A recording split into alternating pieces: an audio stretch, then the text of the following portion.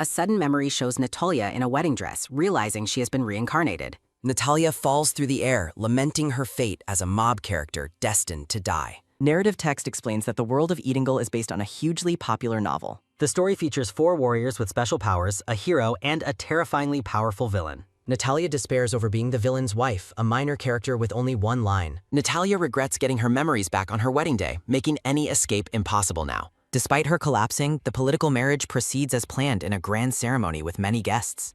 Remembering her previous life of poverty, Natalia resolves to live a long life of noble luxury. The woman announces the wedding is starting while the man notes her own preparations. Natalia's father aggressively warns her not to ruin the marriage and forbids any divorce. The young girl reflects on how her family views her as nothing but a tool. Natalia obediently accepts her father's harsh instructions as she prepares for the wedding ceremony. Guests applaud as Natalia walks down the aisle toward her young groom in the tackle. Standing at the altar, Natalia looks at the boy and identifies him as Klaus Nelt. Klaus swears his vows while Natalia panics about being married to her future killer. The young couple exchanges rings, marking the start of a marriage Natalia internally rejects. Wearing her new ring, Natalia feels metaphorically chained to her grim and destined fate. Following the exhausting wedding, the girl collapses onto her bed and laments her painful corset. Natalia screams in terror when Klaus enters her room surrounded by an ominous red atmosphere. Panic overcomes the girl as she wonders if her husband intends to kill her early. Klaus lunges with a dagger as Natalia reacts with absolute terror to his aggressive approach. The girl cowers in shock as she reacts to the boy's sudden and aggressive movement. Klaus offers a soft apology while leaning over Natalia on the large and ornate bed. Natalia stares in silence, caught off guard by the boy's unexpected and sudden shift in behavior. Chibi Natalia assumes the boy wants to stay away from her due to mutual dislike. Klaus explains that his uncle's surveillance forces them to share a room for the mate. The young boy curls up on the red sofa, choosing to sleep away from her. Natalia compares the sleeping child to the ruthless world-ending villain described in the original novel. Considering they are just children, Natalia invites Klaus to share the bed for more comfort. Klaus blushes and offers a tearful thanks for her unexpected gesture of kind hospitality. The girl wonders if there is a hidden reason for the boy's surprisingly gentle nature. A chained book represents the narrative secrets that Natalia feels she is still missing. Klaus looks bright and innocent in his pajamas, appearing completely different from a future villain. The young boy gazes downward with a soft, blushing expression that hides no malice. Natalia leans back and contemplates the strange and evolving dynamics of her new married life. The 2 children end up tumbling onto the bed together in a lighthearted, playful moment. Natalia assures Klaus that sharing the bed is not a big deal since they are kids. Klaus smiles and thanks her, causing Natalia to internally scream at how adorable he is. Narrative text confirms that the boy is now completely different from the novel's original antagonist. Natalia reflects on her surprise at finding the supposedly villainous Klaus to be so charming. A vision of the original adult villain highlights the stark contrast with the current child. Natalia expresses utter disbelief at the strange direction her life and the story have taken. A peaceful arrangement of white roses serves as a visual transition between the story scenes. Narrative boxes explain Klaus Nelt is the heir of a powerful family with dangerous dark powers. Natalia gazes at a blooming red rose while contemplating the unexpected kindness of her husband. The young boy blushes and softly expresses his gratitude toward the girl for her earlier kindness. Chibi Natalia screams that it should be illegal for someone to be as cute as Klaus. A dramatic close-up captures the girl's wide green eye as she experiences a sudden shock. Natalia wakes up in her large bed and is surprised to find that Klaus is missing. A maid opens the door and politely requests entrance to the ladies' room. Mary introduces herself as the new maid, prompting Natalia to plan on making many allies. The maid announces breakfast is being served and the girl confirms she will head there soon. Mary explains Klaus's intense training schedule starting at 5 in the morning every single day. The maid notes Klaus studies until midnight and only slept early yesterday for the wedding. Natalia is outraged that a child has such a stressful schedule and demands it be stopped. Mary observes that the girl worries like an adult, causing the flustered Natalia some internal distress. The girl looks up hopefully and asks the maid if anything can be done for Klaus. Mary agrees with the girl's concern, but notes that the family's head prevents any changes. Natalia realizes the family head is Klaus's uncle, a character not mentioned in the original novels. Narrative text warns that the unknown uncle likely has several dangerous tricks up his sleeve. Natalia arrives at the dining hall where Klaus and his uncle are already having their breakfast. The uncle scolds the girl for being late, but she cheerfully greets a blushing Klaus instead. The uncle remarks on the girl's kindness and finds it unbelievable that she smiles at Klaus. The girl smiles brightly and reminds the room that Klaus is her beloved husband. The uncle claims the truth would change her mind while the girl reacts with total confusion. Klaus urges her to eat before the food gets cold while Natalia contemplates his original fate. A dark and mysterious portal-like shape surrounds text, wondering about the possible truth. The girl looks at the uncle and wonders if he is the reason Klaus changed. The uncle abruptly leaves, stating that eating with the girl makes him feel physically ill. Klaus looks down in shame and offers a soft apology for his uncle's rude behavior. The uncle announces his temporary departure while ordering Klaus to focus entirely on his training. Natalia becomes furious at the man's bossy attitude and vents her rage with fiery intensity. The girl realizes the uncle only holds power because Klaus is currently the young orphan care. Natalia suddenly yells at the startled boy, telling him he must learn to be more forceful. The girl declares Klaus is the most important person in Nell and the uncle is merely a guardian. Natalia asks if the uncle claimed otherwise as the boy remains silent and grips his clothes. The girl remains certain that the uncle is tormenting the boy to keep him under control. Natalia reflects on the novel's original plot, where she was killed after incurring her husband's wrath. Klaus blushes and expresses his simple happiness that the girl is finally eating breakfast with him. Despite her fear of being killed, the girl finds the current Klaus to be irresistibly adorable. The girl peeks from behind a wall while deciding she needs to investigate the current situation. The uncle stands over a fallen and exhausted Klaus, coldly ordering the boy to get up. Natalia observes Klaus holding a dagger while thinking about his father's skill. The instructor tells the boy he must match his father's talent. Klaus tearfully accepts the heavy challenge of living up to his father's legendary prowess. Natalia looks on in disbelief, certain that the task demanded of the boy is impossible. The instructor abruptly ends the session for the day while an exhausted Klaus offers his thanks. Natalia watches the scene with deep concern while a maid passes through the corridor nearby. The instructor cruelly tells Klaus to tend to his own wounds after the grueling training session.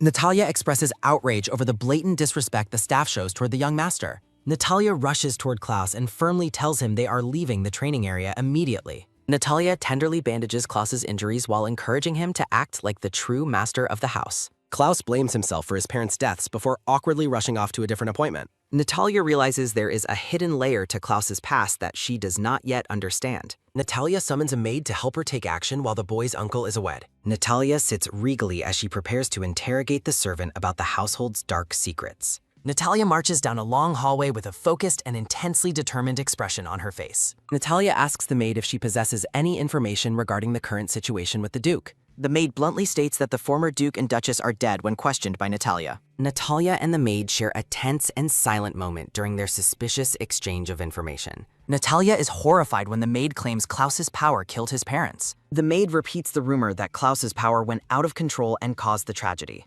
Natalia sharply demands to know who started that malicious rumor about the young master's power. The maid reveals that Klaus's uncle was the one who informed everyone about the deaths. Natalia asks with focused intensity if any witness actually saw what happened during the incident. The maid explains that the uncle replaced all the original servants right after the funeral. Natalia inquires about Klaus's behavior and the sequence of events directly following the tragic accident. The maid explains that shock and fever caused Klaus to lose all memory of the event. A memory shows a feverish young Klaus calling out for his parents in the middle of the night. Natalia reflects on how shocking it must have been for him to wake up to such news. Natalia politely dismisses the maid after gathering enough clues to suspect a wider family conspiracy.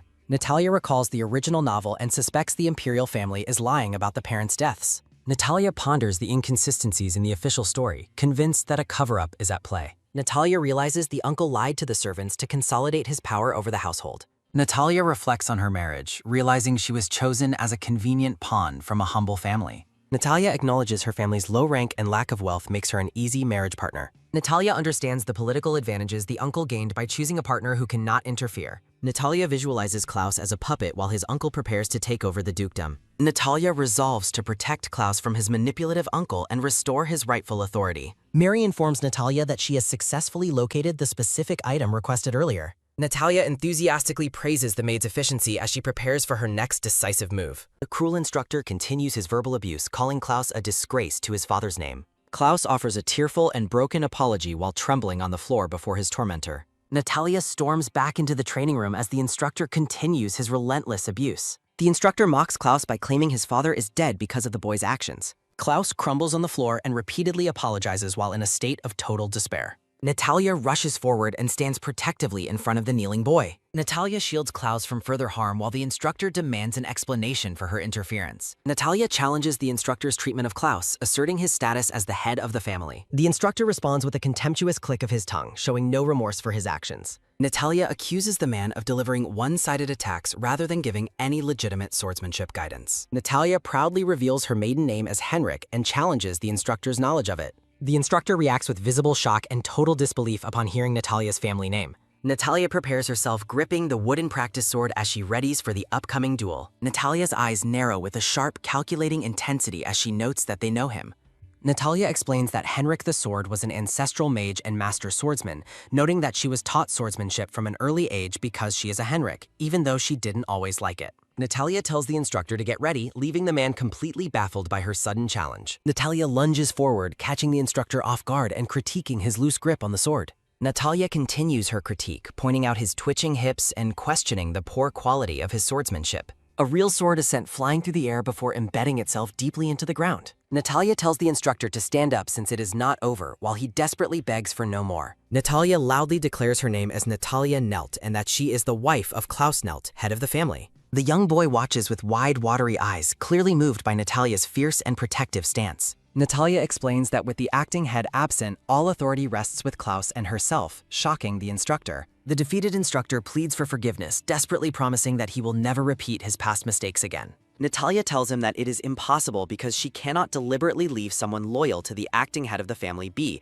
causing the man to cry out in despair. Natalia commands the butler and maid to get the man out of here, ignoring their startled reactions. Natalia laughs as the instructor is dragged away, despite his desperate pleas for just one more chance. Natalia reflects on the man's desperation and poor skills while Klaus quietly calls out her name. Klaus apologizes and says he is weak, while Natalia listens to him with a surprised expression. The boy looks down in shame, his eyes filled with sorrow and a deep sense of inadequacy. Natalia gently cups the boy's face, surprising him with her sudden and tender display of affection. Natalia looks into his eyes and softly reassures him that none of this is his fault. Natalia tells Klaus that it is not because he is weak or frightened, but because there is a culprit behind everything. Natalia strikes a confident pose, declaring that she will defeat the culprit responsible for his suffering. Natalia tells a confused Klaus that he will find out who the culprit is soon enough. Klaus blushes and offers his thanks as Natalia's radiant presence fills the room with warmth and light. Natalia questions if this kid is really a villain or actually the main character of the story. Natalia leads Klaus away to tend to his injuries, causing the boy to blush as they hold hands. Natalia presents a variety of freshly cooked dishes, announcing their meal with a cheerful and excited shout. Natalia tells Klaus they are going to have a sumptuous supper and shouldn't waste any food, while privately fuming over Mary's report that he was always given spoiled food on purpose. Natalia reassures Klaus that no one will tell his uncle, promising to fire any servants who do. Klaus takes a small bite of the food, looking a bit confused as he begins to eat. The boy's eyes widen in surprise as he realizes how truly delicious the high-quality meal actually is. Natalia asks if the food is delicious, and a sparkling Klaus happily confirms that it definitely is. Natalia laughs with pure joy while the young boy watches her with a calm and curious gaze. Klaus calls out to Natalia, prompting her to look back at him with a simple questioning sound. Klaus asks how she can be so good to him, confessing that he is a failure at using his powers and that people don't like him. Natalia looks at the boy with a serious and attentive expression, softly speaking his name in response. Natalia reaches out and firmly takes the boy's hand, offering him a silent gesture of unwavering support. Natalia reassures Klaus that he will learn to use his powers in time and explains that people's dislike for him is just his uncle's doing.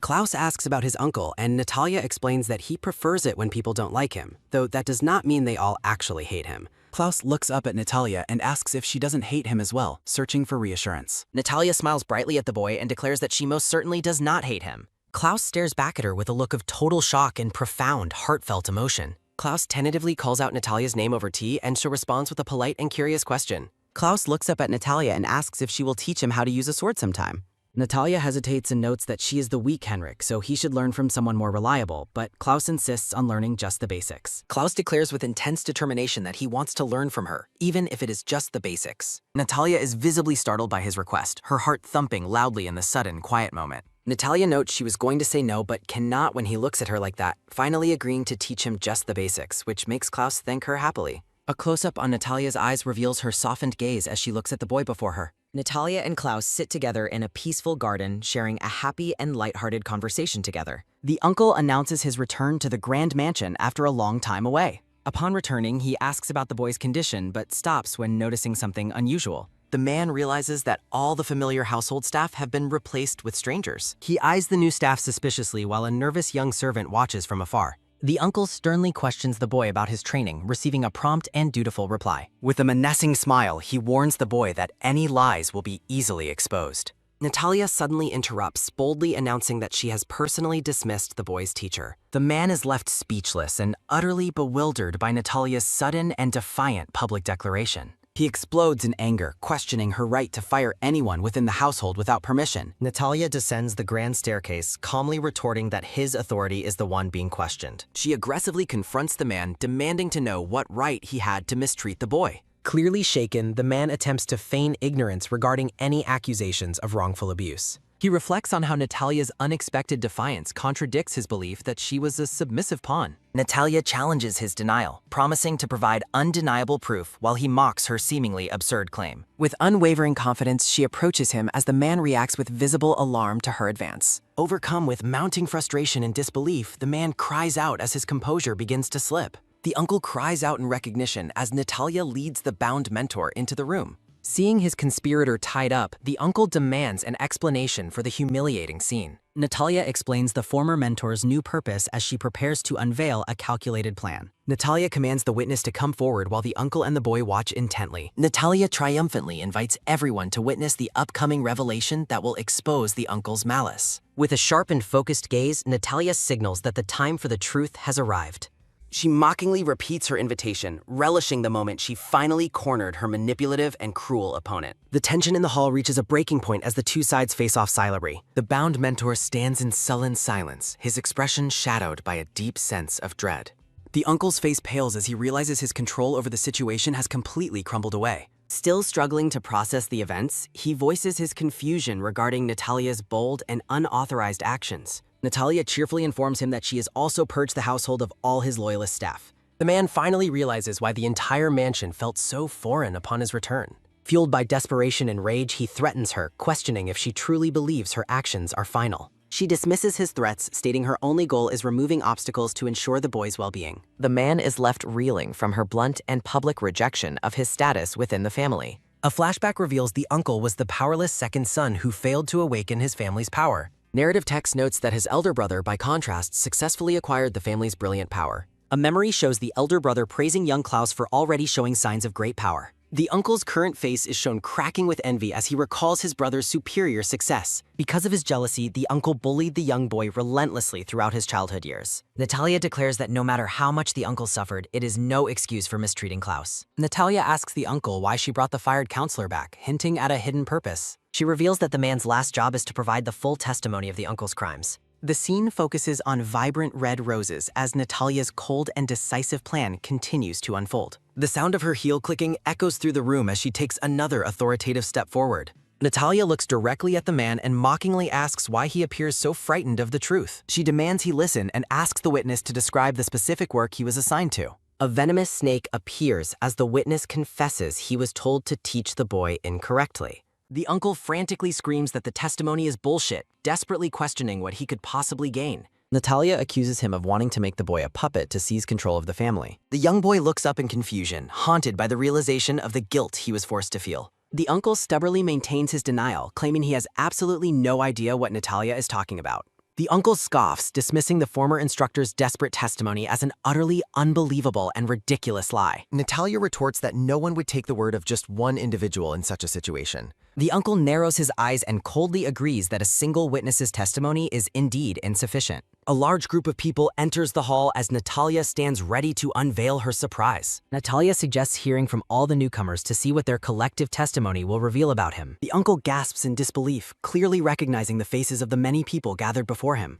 Natalia identifies them as the former servants he fired immediately after the Duke and Duchess passed away. Klaus stands nervously behind Natalia as the tension between her and his uncle reaches a peak. Natalia points a finger at the man and boldly accuses him of firing the staff unfairly. The uncle looks away in confusion, sweating as he wonders how these people were ever found. Natalia beams and happily explains that Mary was the one who successfully tracked down the former staff. The uncle argues the dismissals were necessary after the sudden tragedy, but Natalia dismisses his hollow excuse. Surrounded by visual thorns, Natalia declares that he committed the worst possible act imaginable against the family. Natalia commands another witness to come forward and share the absolute truth with the gathered crowd. A pair of polished shoes clicks rhythmically against the floor as a new figure enters the room. The uncle stares in horror as the mysterious figure approaches him from across the grand hall. Natalia introduces the newcomer as the doctor who served the former Duke and Duchess before their deaths. The uncle is struck speechless, his face paling as he realizes the magnitude of the incoming revelation. Natalia asks the doctor to describe the circumstances surrounding the death of the boy's parents to everyone. Klaus is haunted by the lingering belief that his parents died specifically because of his own actions.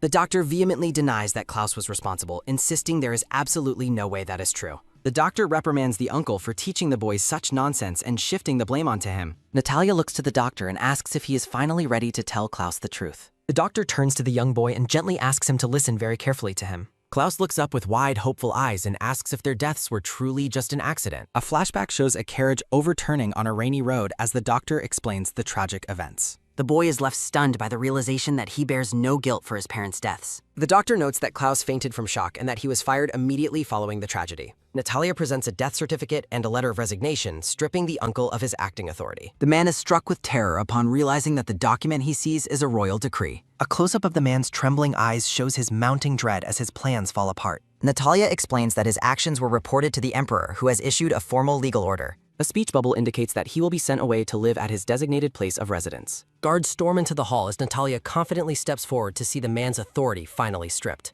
A guard accuses the man of overstepping his authority and failing to properly educate the rightful family successor. A guard tackles the uncle to the floor, announcing that he will be reprimanded for murdering the parents. The guards reveal they have found the person tasked with tampering with the road to cause the accident. Klaus is frozen in shock as the horrific truth about his uncle's murderous betrayal finally comes to light. Klaus looks toward Natalia and tentatively calls out her name as he struggles to process the revelation. Natalia looks back at the boy, acknowledging the profound shock he must be feeling at this moment. Pinned to the floor, the uncle glares up with a look of pure, unadulterated hatred and malice. Dark, jagged cracks of purple energy begin to manifest as the uncle's internal rage boils over. The uncle screams his hatred for Natalia as a massive surge of dark power erupts from him. The force of the man's sudden awakening blasts the guards backward as they cry out in surprise. Natalia turns around in alarm, startled by the sudden and violent display of power coming from him. Natalia watches in horror as the uncle lunges at her, realizing he is awakening a dangerous ability. Natalia's thought bubble expresses disbelief that the man's powers are blooming now as he lunges for her. The uncle's manic face is shown lunging forward with murderous intent, his eyes wide and full of rage. A massive text bubble filled with the uncle's hateful scream for her to die fills the frame. Natalia cringes and shields her face as the man closes in on her during his sudden attack. Klaus lunges forward to shield Natalia as the uncle's violent and sudden attack closes in. Natalia realizes with alarm that Klaus is not yet capable of wielding his family's powers. The attack sends Klaus flying as Natalia screams his name in a state of terror. Natalia cries out in despair, realizing she cannot reach the falling boy in time. Natalia's desperate thought trails off as the scene fades into a blinding flash of play. Natalia stares down in deep sorrow before looking up with a look of mounting concern. Natalia supports Klaus as they stand together, surviving the uncle's initial and deadly onslaught. Natalia looks up in surprise, calling out Klaus's name to check if he is all right. Klaus stares forward with a calm and serious expression, seemingly transformed by the dire moment. The black-haired boy sternly warns his uncle to leave Natalia alone as his power stirs. Natalia watches in shock as Klaus prepares to unleash his newly awakened and hidden strength. Klaus lets out a sharp grunt of exertion, channeling a massive surge of dark energy. The uncle screams as Klaus's overwhelming power blasts him backward through the grand hall. Natalia realizes with shock that Klaus has already awakened his legendary and destructive family powers. The uncle coughs up blood as he is slammed into the floor by the force. Natalia watches the violent display in wide-eyed horror, fearing the intensity of the boy's power. Natalia screams for Klaus to stop his attack before he kills his own relative. Natalia pleads with the boy once more to cease his assault as the tension peaks. Klaus asks for Natalia as text notes his power is historically strong and currently uncontrollable. Natalia tells Klaus not to kill the man because she still has unanswered questions. Natalia insists on finding the truth about his parents and preventing Klaus from becoming a murderer. Klaus stares at her with a stunned expression, processing her desperate plea to stop him. The defeated uncle lies unconscious on the floor after being overwhelmed by the boy's magic. Klaus asks Natalia if she is hurt while he holds her, checking for any injuries. Natalia thanks him for his protection, and Klaus expresses immense relief that she is safe. Klaus begins to speak to her again, his voice filled with a sudden, deep emotion. Klaus pulls Natalia into a tight, desperate hug, surprising her with his intense reaction. Natalia calls out his name in concern as Klaus suddenly loses consciousness in her arms. A doctor informs Natalia that Klaus has no major issues besides exhaustion from his awakening. The doctor explains the strain of the awakening and reassures Natalia that Klaus will wake soon. Natalia resolves that she has no regrets for her bold actions in protecting the boy. Flashbacks depict the miserable childhood Klaus would have suffered under his uncle's cruel and relentless bullying. Natalia resolves to protect Klaus so he stays grateful instead of trying to kill her. Natalia considers the possibility of plot twists and the need for a swift departure. Natalia rushes to the bedside as Klaus finally opens his eyes after his long rest. Klaus asks where he is, and Natalia reminds him he fell during the confrontation. Klaus frantically asks if Natalia is hurt, but she reassures him she is perfectly fine. Klaus confesses his overwhelming fear that she would leave him forever during the chaos. Klaus reaches out and grasps Natalia's hands with a firm and determined grip. Klaus calls out to Natalia and declares his new resolve to become much stronger.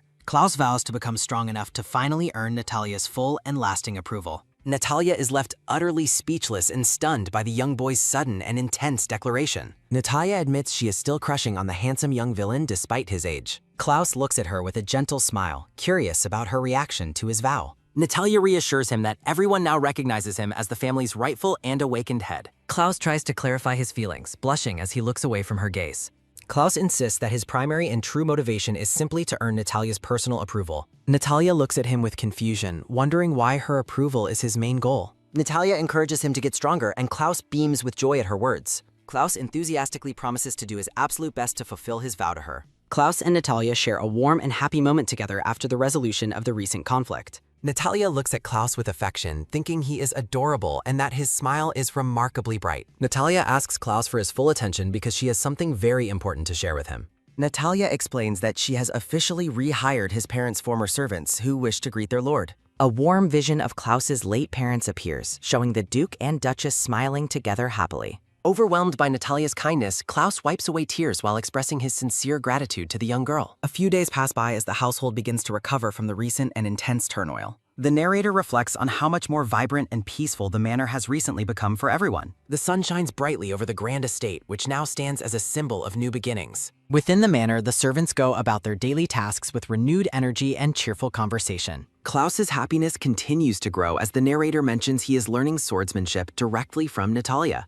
Klaus and Natalia spar together in an open space, both determined to become stronger for their future. Beautiful red roses bloom along the estate, signaling a new and hopeful chapter for the entire household. Natalia secretly hopes that the boy can maintain his innocence and avoid becoming a future villain. A servant interrupts the children's practice to report that a visitor has arrived to see the Lord. A visitor enjoys a cup of tea, commenting on the exceptional and refined quality of the Duke's hospitality. Natalia's parents laugh together while sitting on a lavish sofa, masking their true intentions with shallow politeness. Klaus formally thanks the guests for coming, while Natalia expresses private shock at her parents' sudden appearance. The parents claim they were worried about the recent incident and are relieved to see Natalia safe. Natalia sips her tea while noticing that her parents' attempts at feigning concern are incredibly transparent. Natalia concludes that these people do not truly love her or feel any genuine worry for her. Natalia suspects they are here for another reason, as her father mentions the lack of an acting head. Natalia's father offers his assistance to the children, wearing a smile that masks his true manipulative intent. A close-up of Natalia's green eyes reveals her growing realization and deep suspicion of her parents' motives. Natalia is struck with shock as she realizes her parents are attempting to take over the family.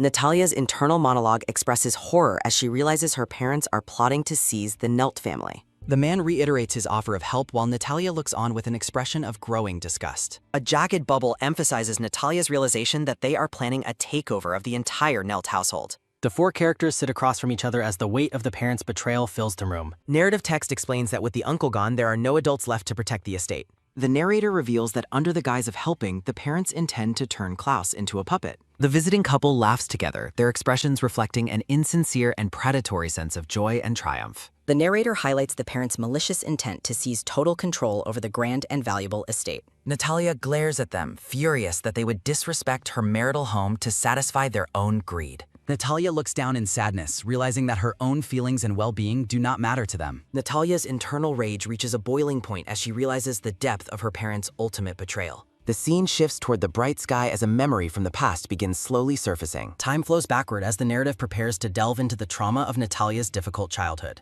A memory shows the sharp clash of wooden practice swords accompanied by a desperate defensive shout. A young Natalia grunts in pain and effort while struggling to perform during a grueling training session. Natalia's father berates her for tarnishing the family name and tells her to observe her brother Jack. A young boy named Jack is shown practicing his swordsmanship with incredible prodigy-level speed and precision. The father points toward the skilled boy and tells Natalia that she should aim to be like him. Jack pauses his intense practice to look back at the harsh interaction between his family members. The young boy watches silently as his sister is berated by their father for her lacking performance. Jack tries to defend his sister by noting her age, but his father immediately commands him to be silent. The father declares his household has no place for those who do not possess extraordinary talent. The young Natalia tearfully and submissively agrees with her father's harsh assessment of her own worth. Years later, Natalia wakes up in the middle of the night, looking tired and burdened by her memories. Natalia sits up in her bed, realizing she is thirsty and wondering how long she has been asleep. The silent room remains bathed in moonlight as the night air fills with stillness. The father states that the girl has no talent as she listens from the doorway.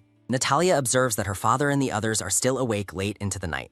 The man drinks while saying it would be disgraceful if she cannot wield a sword even after marriage. Natalia listens with a somber expression as the heartless conversation continues behind the closed door. The woman pours a drink while asking if her lack of skill is fine because she is a girl. The man confirms her role and states they will simply use her as a pawn. The father smiles while explaining his goal is to restore the family's standing. Natalia is visibly shaken by the cold and heartless words spoken by her own father. The young girl stands alone in the hallway, realizing her parents never truly loved her. Explains that she has always known they did not love her or see her as a person. Natalia looks forward with a somber expression as her painful childhood memories continue to surface. Text states that she is nothing but a convenient tool to the laughing couple. Text notes that teaching her swordsmanship was never intended to be for her own benefit. Text explains they only wanted to avoid being mocked for having a daughter who could not use a sword. Klaus calls Natalia's name while looking at her with a concerned and curious expression. Natalia is startled by the boy's voice, snapping back to the reality of the situation. Natalia tells herself she cannot falter now and must stay strong for the sake of the household.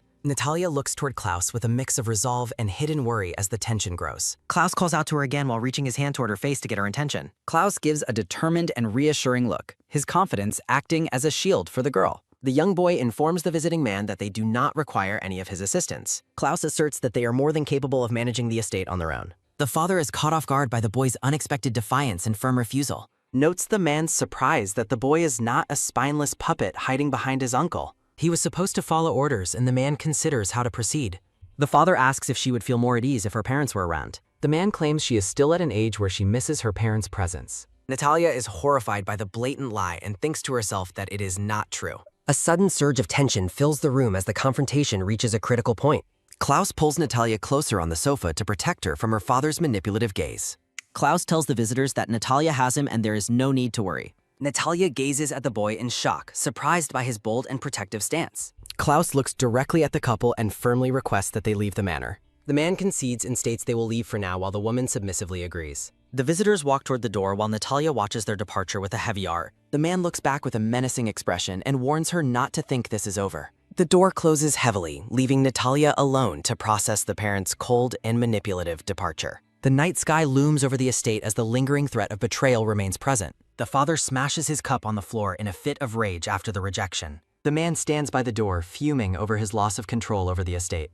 The father resolves that he must take action before the son named Jack returns home. Notes her marriage brought money, but it was insufficient for the family's greed for the Duke's wealth. The man notes that the boys seem to have feelings for Natalia. The man smiles maliciously while considering that Natalia might still be a useful tool for him. Dark energy swirls as the father's predatory plans begin to take a more definite shape. The grand estate stands silent under the moonlight as the household settles into a temporary peace. Natalia ponders the situation in the garden and notes that nothing has happened since the visit. Natalia reflects on how her parents will not back down easily while memories of them haunt her. Natalia wonders what exactly they are planning as a dark hand appears in her vision. A hand reaches out to touch Natalia's shoulder as she stands alone in the garden. Natalia turns around in absolute shock as her father suddenly appears behind her in the moonlight. Natalia is startled to see her father, who watches her with a smug and predatory smirk. Natalia demands to know how her father managed to enter the estate grounds completely undetected. The father mocks the guards and claims his swordsmanship made it easy to incapacitate them. Natalia clutches her chest in terror, asking her father what his true intentions are for coming.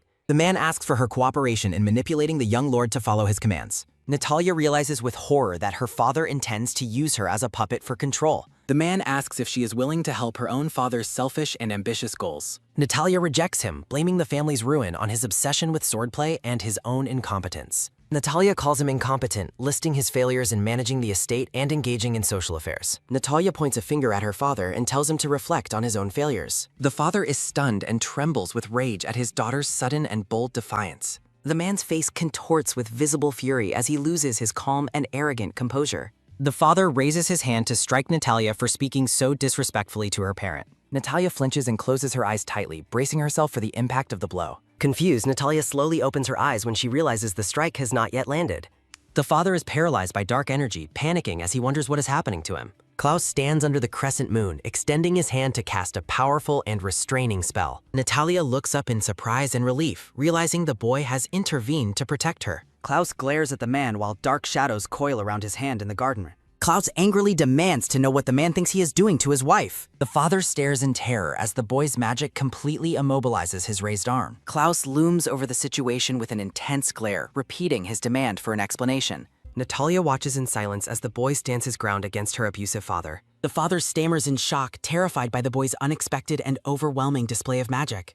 Klaus accuses the man of attempting to strike Natalia and maintains his cold, intense glare. The man's panic grows as the dark energy continues to flare and tighten its grip. The desperate man begs Natalia to say something and claims her father is in trouble. Natalia looks at him with disgust, questioning why she would ever consider defending such a man. The father appeals to his role in her upbringing, but Natalia dismisses his false claims. Natalia accuses her father of treating her like a convenient tool instead of a daughter. The man reacts with shock and indignation at his daughter's blunt and honest assessment.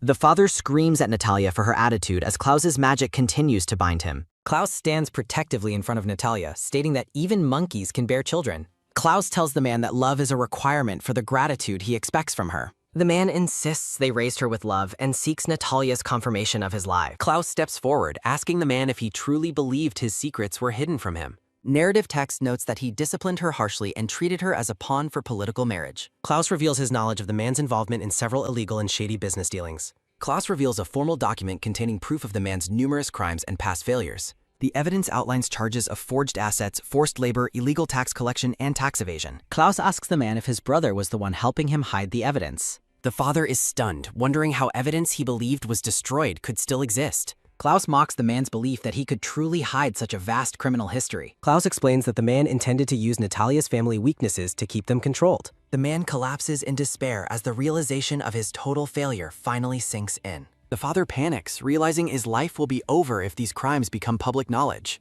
A dark realization fills the man's mind as he accepts that his punishment is inevitable. Klaus looks down with cold indifference as the man laments being outmaneuvered by a child. The father panics, realizing the child's raw power outweighs his lack of experience. The man attempts to use his superior swordsmanship to seize control of the situation. The father lunges forward with his blade, desperate to reclaim authority over the estate. He plots to stage an accident so his wife can inherit the family headship. Klaus effortlessly pins the man down with magic as the father screams his murderous intent. The man grovels on the ground, terrified by the boy's overwhelming and sudden display of power. The father is bewildered that he could not even perceive the boy's lightning-fast movements. The man reflects on the fact that the boy only recently awakened his magical abilities. The father wonders in shock if the boy standing before him is a true genius. The man begs them to stay back as Natalia and Klaus approach him with resolve.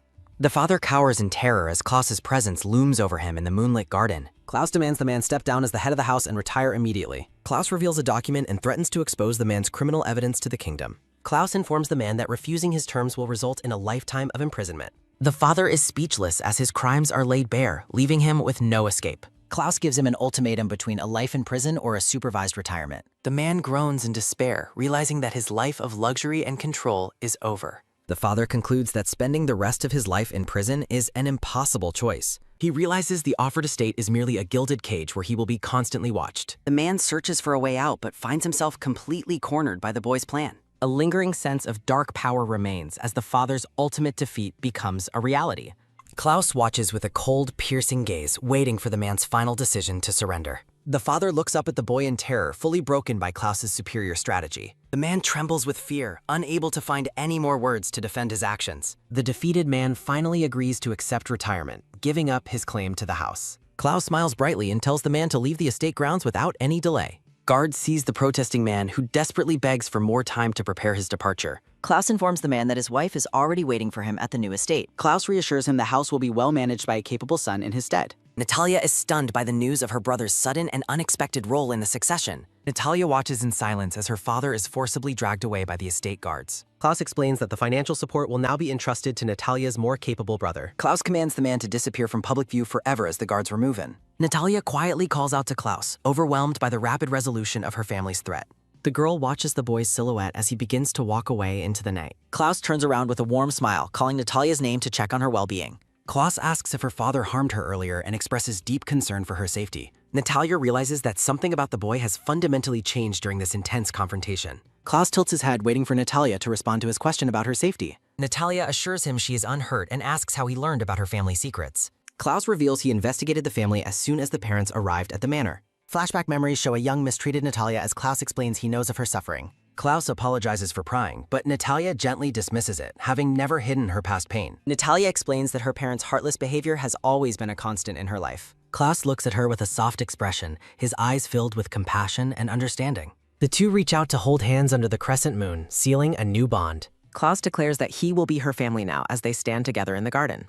Klaus gazes into her eyes and makes a solemn vow to always protect her. Natalia blushes and thanks him, finally feeling a sense of peace and true safety. Glowing fragments of energy drift through a soft blue void during a calm transition. The scene shifts to Lungenbrum, the royal capital where a massive white castle stands. Within the palace halls, gossip spreads about the Nelt family head expelling his in-laws. The emperor reviews a document on his throne while the crown prince addresses him formally. The silver-haired youth expresses his deep intrigue regarding the current head of the Nelt family. The crown prince suggests that they should summon the young lord to the capital immediately. The emperor agrees that meeting the couple face-to-face would be a beneficial endeavor. Ray's feet move rapidly across the red carpets as he rushes to deliver urgent news. A loud exclamation echoes through the hallway as the aide urgently calls for his masters. Ray bursts into the room where Klaus and Natalia are having tea holding a letter. The aide apologizes for the intrusion while presenting a sealed document to the young couple. Natalia and Klaus look up in surprise as Ray presents the mysterious and formal correspondence. Klaus takes the document and identifies it as a formal letter from the royal family. The young lord scans the letter's contents with an expression of pure and visible shock.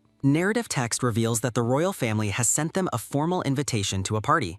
A vision of nobles at a grand social gathering illustrates the world they are entering. Natalia is completely stunned, shouting her disbelief at the sudden and prestigious royal summons. The girl reacts with loud astonishment to the realization that they received a party invitation. Looking closer at the document, Natalia notices an additional detail that causes her further concern. The girl realizes with a start that she has been personally invited to attend as well. Natalia stares at the letter, questioning why she would suddenly attract the imperial family's notice. She recalls that in the original story, her bad reputation prevented any social life at all. Natalia reflects on the truth she has discovered regarding the complexities of Klaus's current situation. Narrative text explain how Klaus's uncle spread rumors to prevent Natalia from gaining any power. Chibi Natalia looks disgruntled as she considers the uncle's petty schemes to isolate her socially. Natalia realizes the uncle only arranged the marriage for convenience, a fact the nobles noticed. She notes that until this point, the high nobility likely paid no attention to her existence. The girl wonders how her recent actions managed to attract the emperor's personal attention so quickly. A sudden realization hits Natalia as she connects her past efforts to the current royal favor. Memories of exposing the uncle and confronting her father reveal how she gained imperial support. Chibi Natalia celebrates the fact that she successfully forced her own father into immediate retirement. A dramatic light highlights the girl's inner thoughts as she accepts her growing influence. Natalia looks overwhelmed, realizing that her active interference has led to all sorts of things. The girl stands in silence, wondering if her recent impact has become impossible for society to ignore. Klaus stands behind Natalia, watching her with a quiet and observant gaze in the grand room.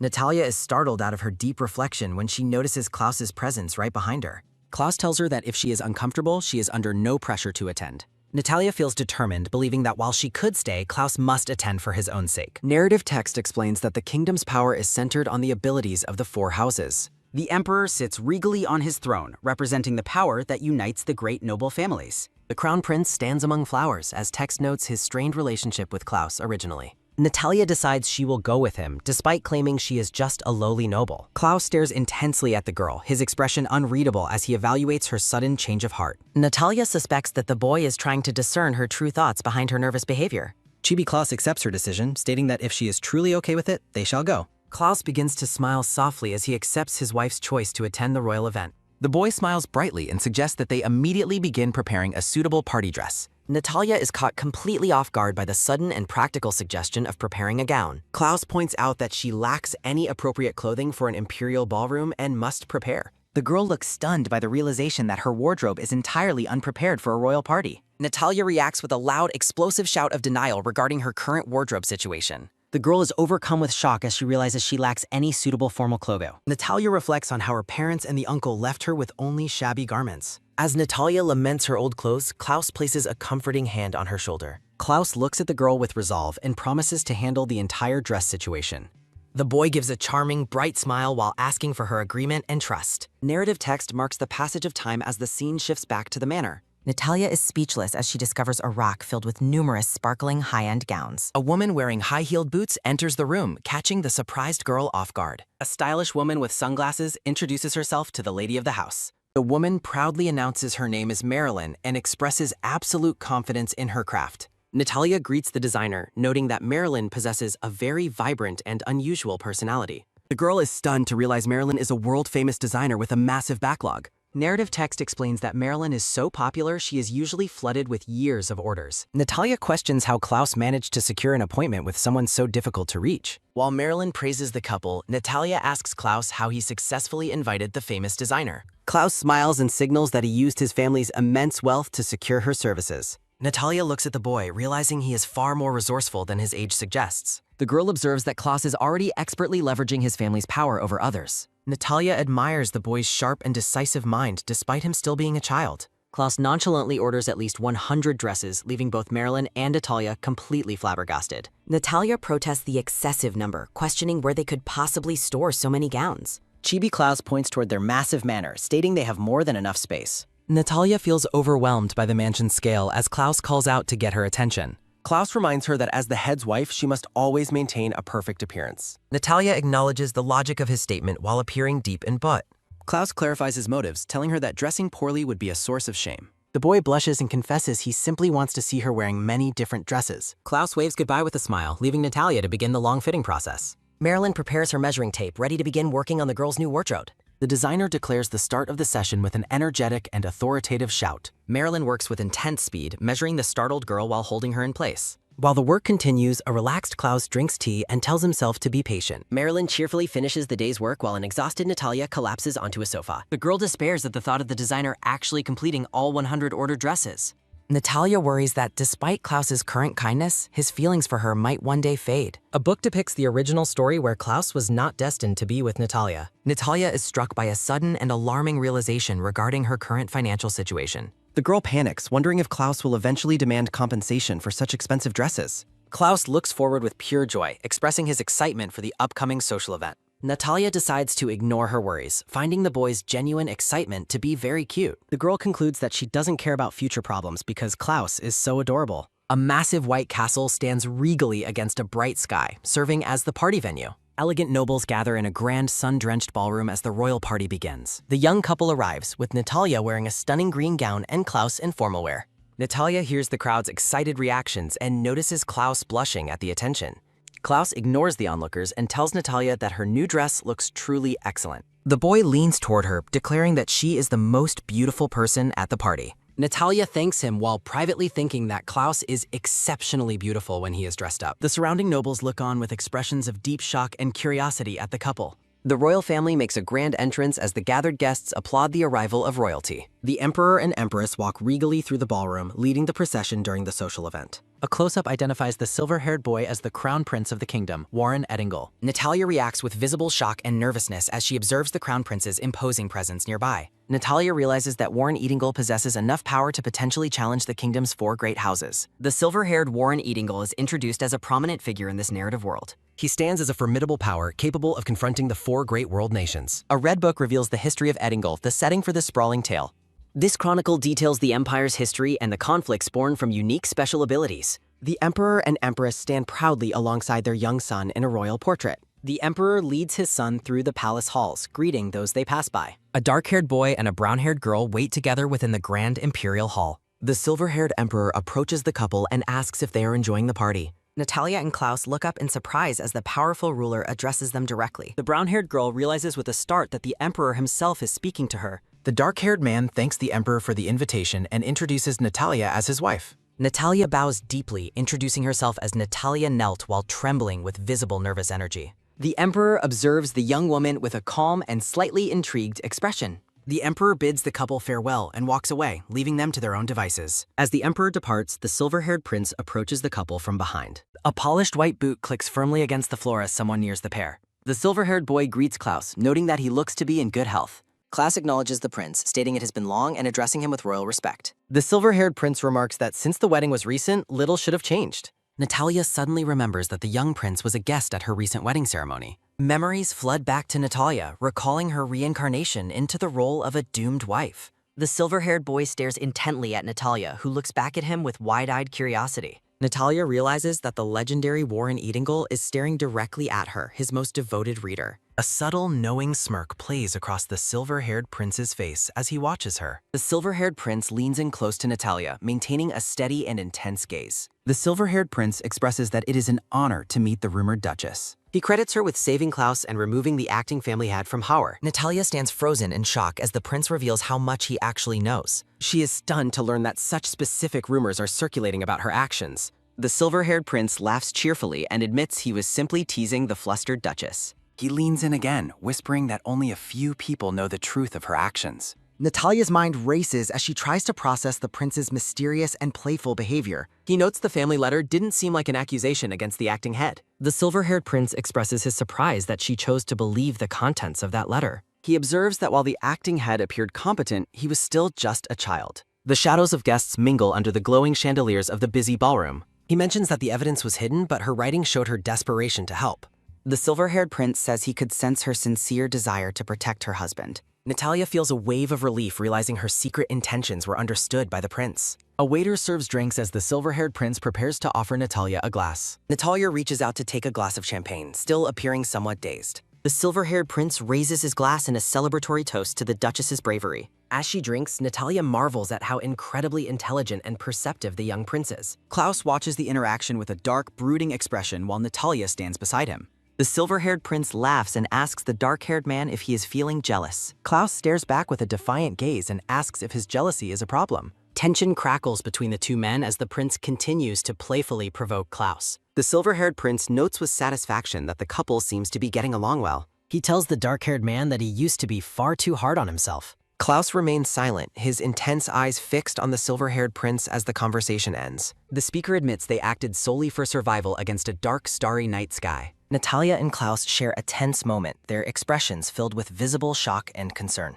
A close-up highlights Natalia's collar as vibrant red roses frame her contemplative, blushing face. Natalia vows to ensure Klaus reveals every facet of his personality and his many expressions. Klaus stares blankly into the distance, his thoughts seemingly far away from the current conversation. A sudden realization causes Klaus to blush deeply as he lets out a quiet pasp. The silver-haired prince, Warren Eatingle, watches the scene unfold with a calm and steady gaze. A knowing smirk tugs at the corner of Warren Eatingle's mouth as he observes Natalia. Warren approves of their match before bidding the couple a pleasant evening and taking his leave. Natalia stands frozen, her eyes following the silver-haired prince as he departs the grand hall. Natalia swoons internally, thinking about how handsome the prince was and how pleasant their meeting felt. Narrations reveal the prince's massive popularity despite not being the story's primary protagonist or star. Klaus leans in close, asking Natalia if she prefers the crown prince, catching her completely off guard. A hand reaches out to firmly tug at the fabric of Natalia's elegant green dress. Klaus pouts slightly and asks Natalia about her feelings for him with a vulnerable expression. Natalia squeals with delight, overwhelmed by how cute Klaus is and assuring him he is the best.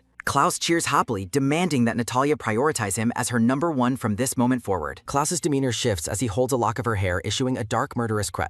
Natalia is left bewildered by the sudden change in atmosphere amidst the crowded, busy ballroom. Klaus playfully claims the noise drowned him out, dismissing his previous dark comment as absolutely nothing. Natalia notices the music beginning as couples around the ballroom start to take their places. Natalia grabs Klaus' hand and enthusiastically leads him toward the center of the dance floor. As they dance, Natalia compliments Klaus' skill and he warmly returns the praise to her. Natalia admits she struggles with athleticism, leaning on Klaus as they move through the dance. Klaus reassures Natalia, playfully suggesting that her lack of coordination is simply another charming talent. Natalia recalls painful memories of being scolded for tarnishing the Henrik name during her past life. Klaus praises her hard work, validating her efforts and making her feel seen and appreciated. Natalia smiles brightly in Klaus's arms, finally embracing the unique person she has become. A single, delicate pink rose blooms vibrantly against a backdrop of lush green leaves. The grand imperial palace stands tall under the starry night sky, its windows glowing warmly. Natalia insists she is fine alone, waving off the Duke as he tries to approach her. Natalia strolls through the palace corridors, reflecting on the enjoyable events of the night's party. On the balcony, Natalia sighs with relief as she enjoys the cooling sensation of the breeze. Natalia's eye widens in pure shock as something unexpected suddenly catches her immediate attention.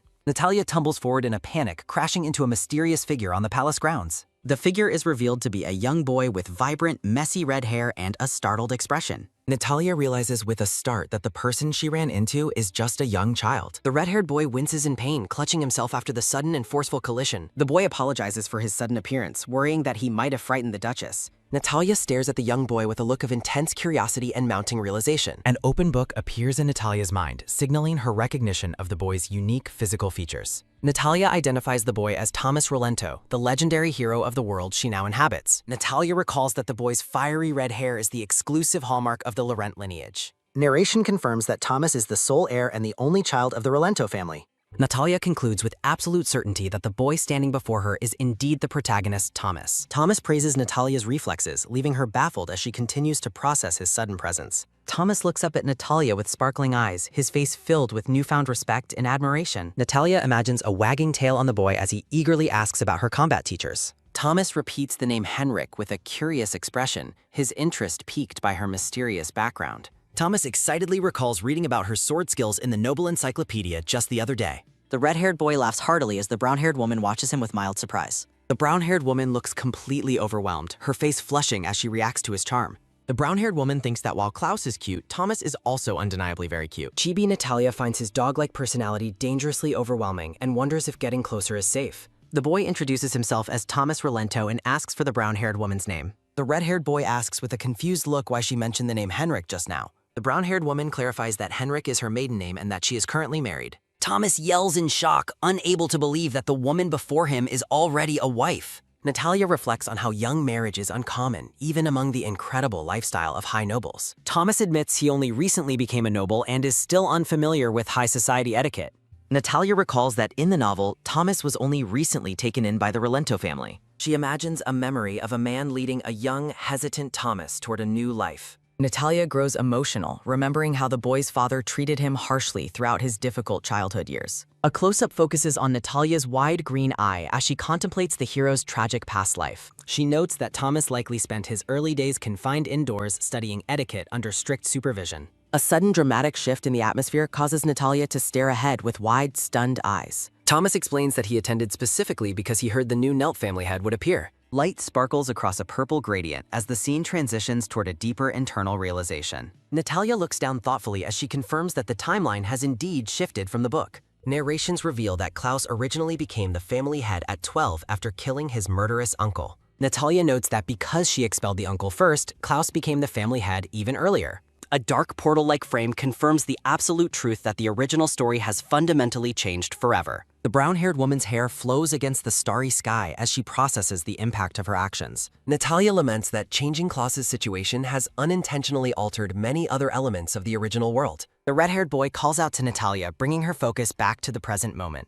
Thomas tells Natalia that despite being a noble, she is remarkably easy and pleasant to talk to. He bashfully admits that he does not yet look or act like a typical high-ranking noble. Thomas laughs nervously, confessing that he finds being inside the crowded ballroom somewhat uncomfortable and stifling. Natalia stares at the young boy with a soft, surprised expression as he shares his honest feelings. The boy looks down at the ground and tells the Duchess not to worry about his lack of manners. Natalia tells the boy that he is the important heir of a great family and stands out. The brown-haired woman smiles warmly at the boy, offering him a sense of comfort and validation. She reminds him that he is Thomas Rolento, the one and only heir in this entire world.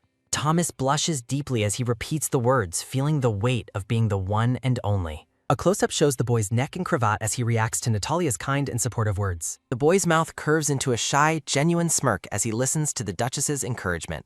The red-haired boy looks up at Natalia and asks if she would like to be his friend. Thomas reaches out a hand toward her, the gesture compared to the soft, inviting wing of a bird. Suddenly, a black-gloved hand reaches into the frame and firmly intercepts Thomas's approach toward the woman. The dark-haired man grabs the boy's wrist with a stern, protective expression while standing behind Natalia. Klaus identifies Natalia as his wife and requests that the boy refrain from touching her so casually. Thomas looks up with wide, confused eyes, repeating the word wife as he processes the new arrival. The dark-haired man leans in close to Natalia, asserting his claim by stating she is his wife. Thomas looks thoughtful as he repeats her full name, Natalia Nelt, while a sudden realization dawns. A bright burst of stars surrounds the chibi boy as he realizes she is the wife of the new head. The dark-haired man looks down coldly and tells the boy the head of Nelt is right there. Thomas introduces himself and says it is nice to meet a fellow head of the great families. Klaus slaps the boy's hand away with a sharp strike, causing Thomas to cry out in pain. The dark-haired man states he has no intention of befriending anyone who tries to touch his wife. Klaus stares with a sharp, intimidating gaze and declares that simply getting close to Natalia is a crime. Natalia realizes that Klaus views everyone at the party as a criminal for approaching her. Narrations reveal her worry that the rivalry between Thomas and Klaus will remain unchanged. The red-haired boy wonders if the dark-haired man is exerting undue control over the woman. Klaus refutes the accusation, stating that he is protecting her rather than controlling her. The two boys exchange a tense, silent stare as the atmosphere grows heavy between them. Klaus demands they leave immediately while Natalia tries to protest and Thomas calls after them. Thomas yells a promise to write Natalia a letter as he watches her depart.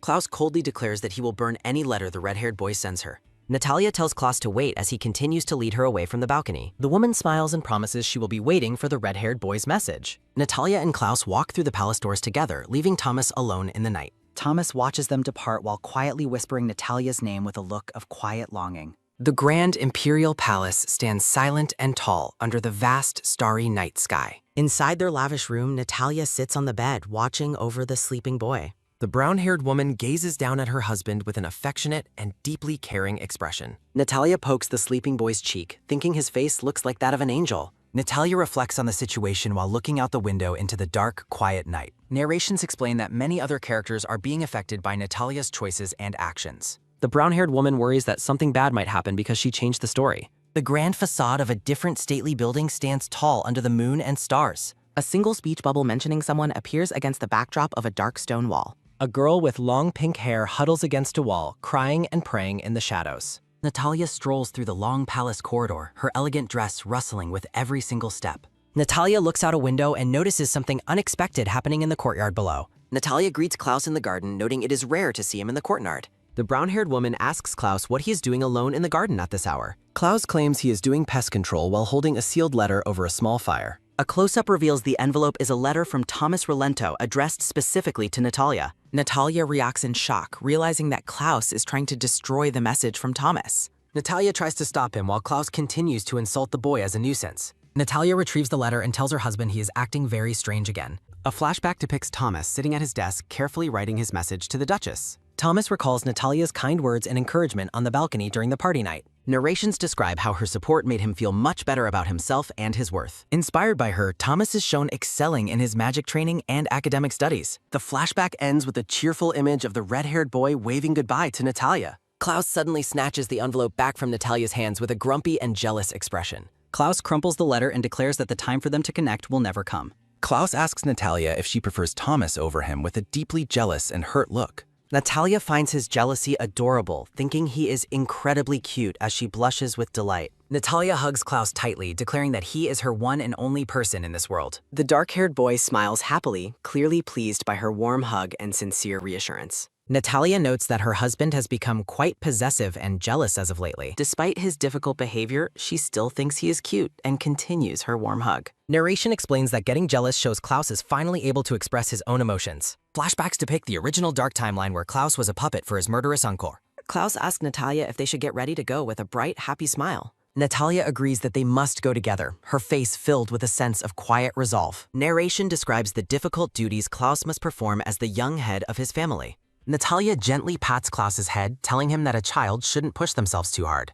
Klaus looks surprised as he realizes that even Natalia is considered a child in society. Natalia's thoughts float over the grand mansion as she wonders about their next destination. The dark-haired boy whispers a secret into Natalia's ear, making her listen with intent. Natalia's eye widens as she processes the shocking information shared in the quiet whisper. The bright, clear sky sets the stage for a change in the story's location. The urban architecture of the city comes into view, establishing the setting for their visit. Klaus helps Natalia step down from their carriage as they arrive in the busy town. The dark-haired boy points ahead, inviting Natalia to begin their tour of the local area. Bystanders recognize the new family head, noting his young age and wishing Lord Klaus luck. Skeptical townspeople whisper about how a mere child could possibly lead a great noble family. Natalia looks down, reflecting on the heavy burden a child head must carry in society. Narration explains that the imprisonment of the deputy head has caused widespread concern among the people. Natalia notices Klaus smiling despite the whispers, admiring his strength and composure in public. The young girl clenches her fists, vowing to support her husband no matter what obstacles arise. Klaus leads Natalia toward the church, intending to investigate the facility as part of his duties.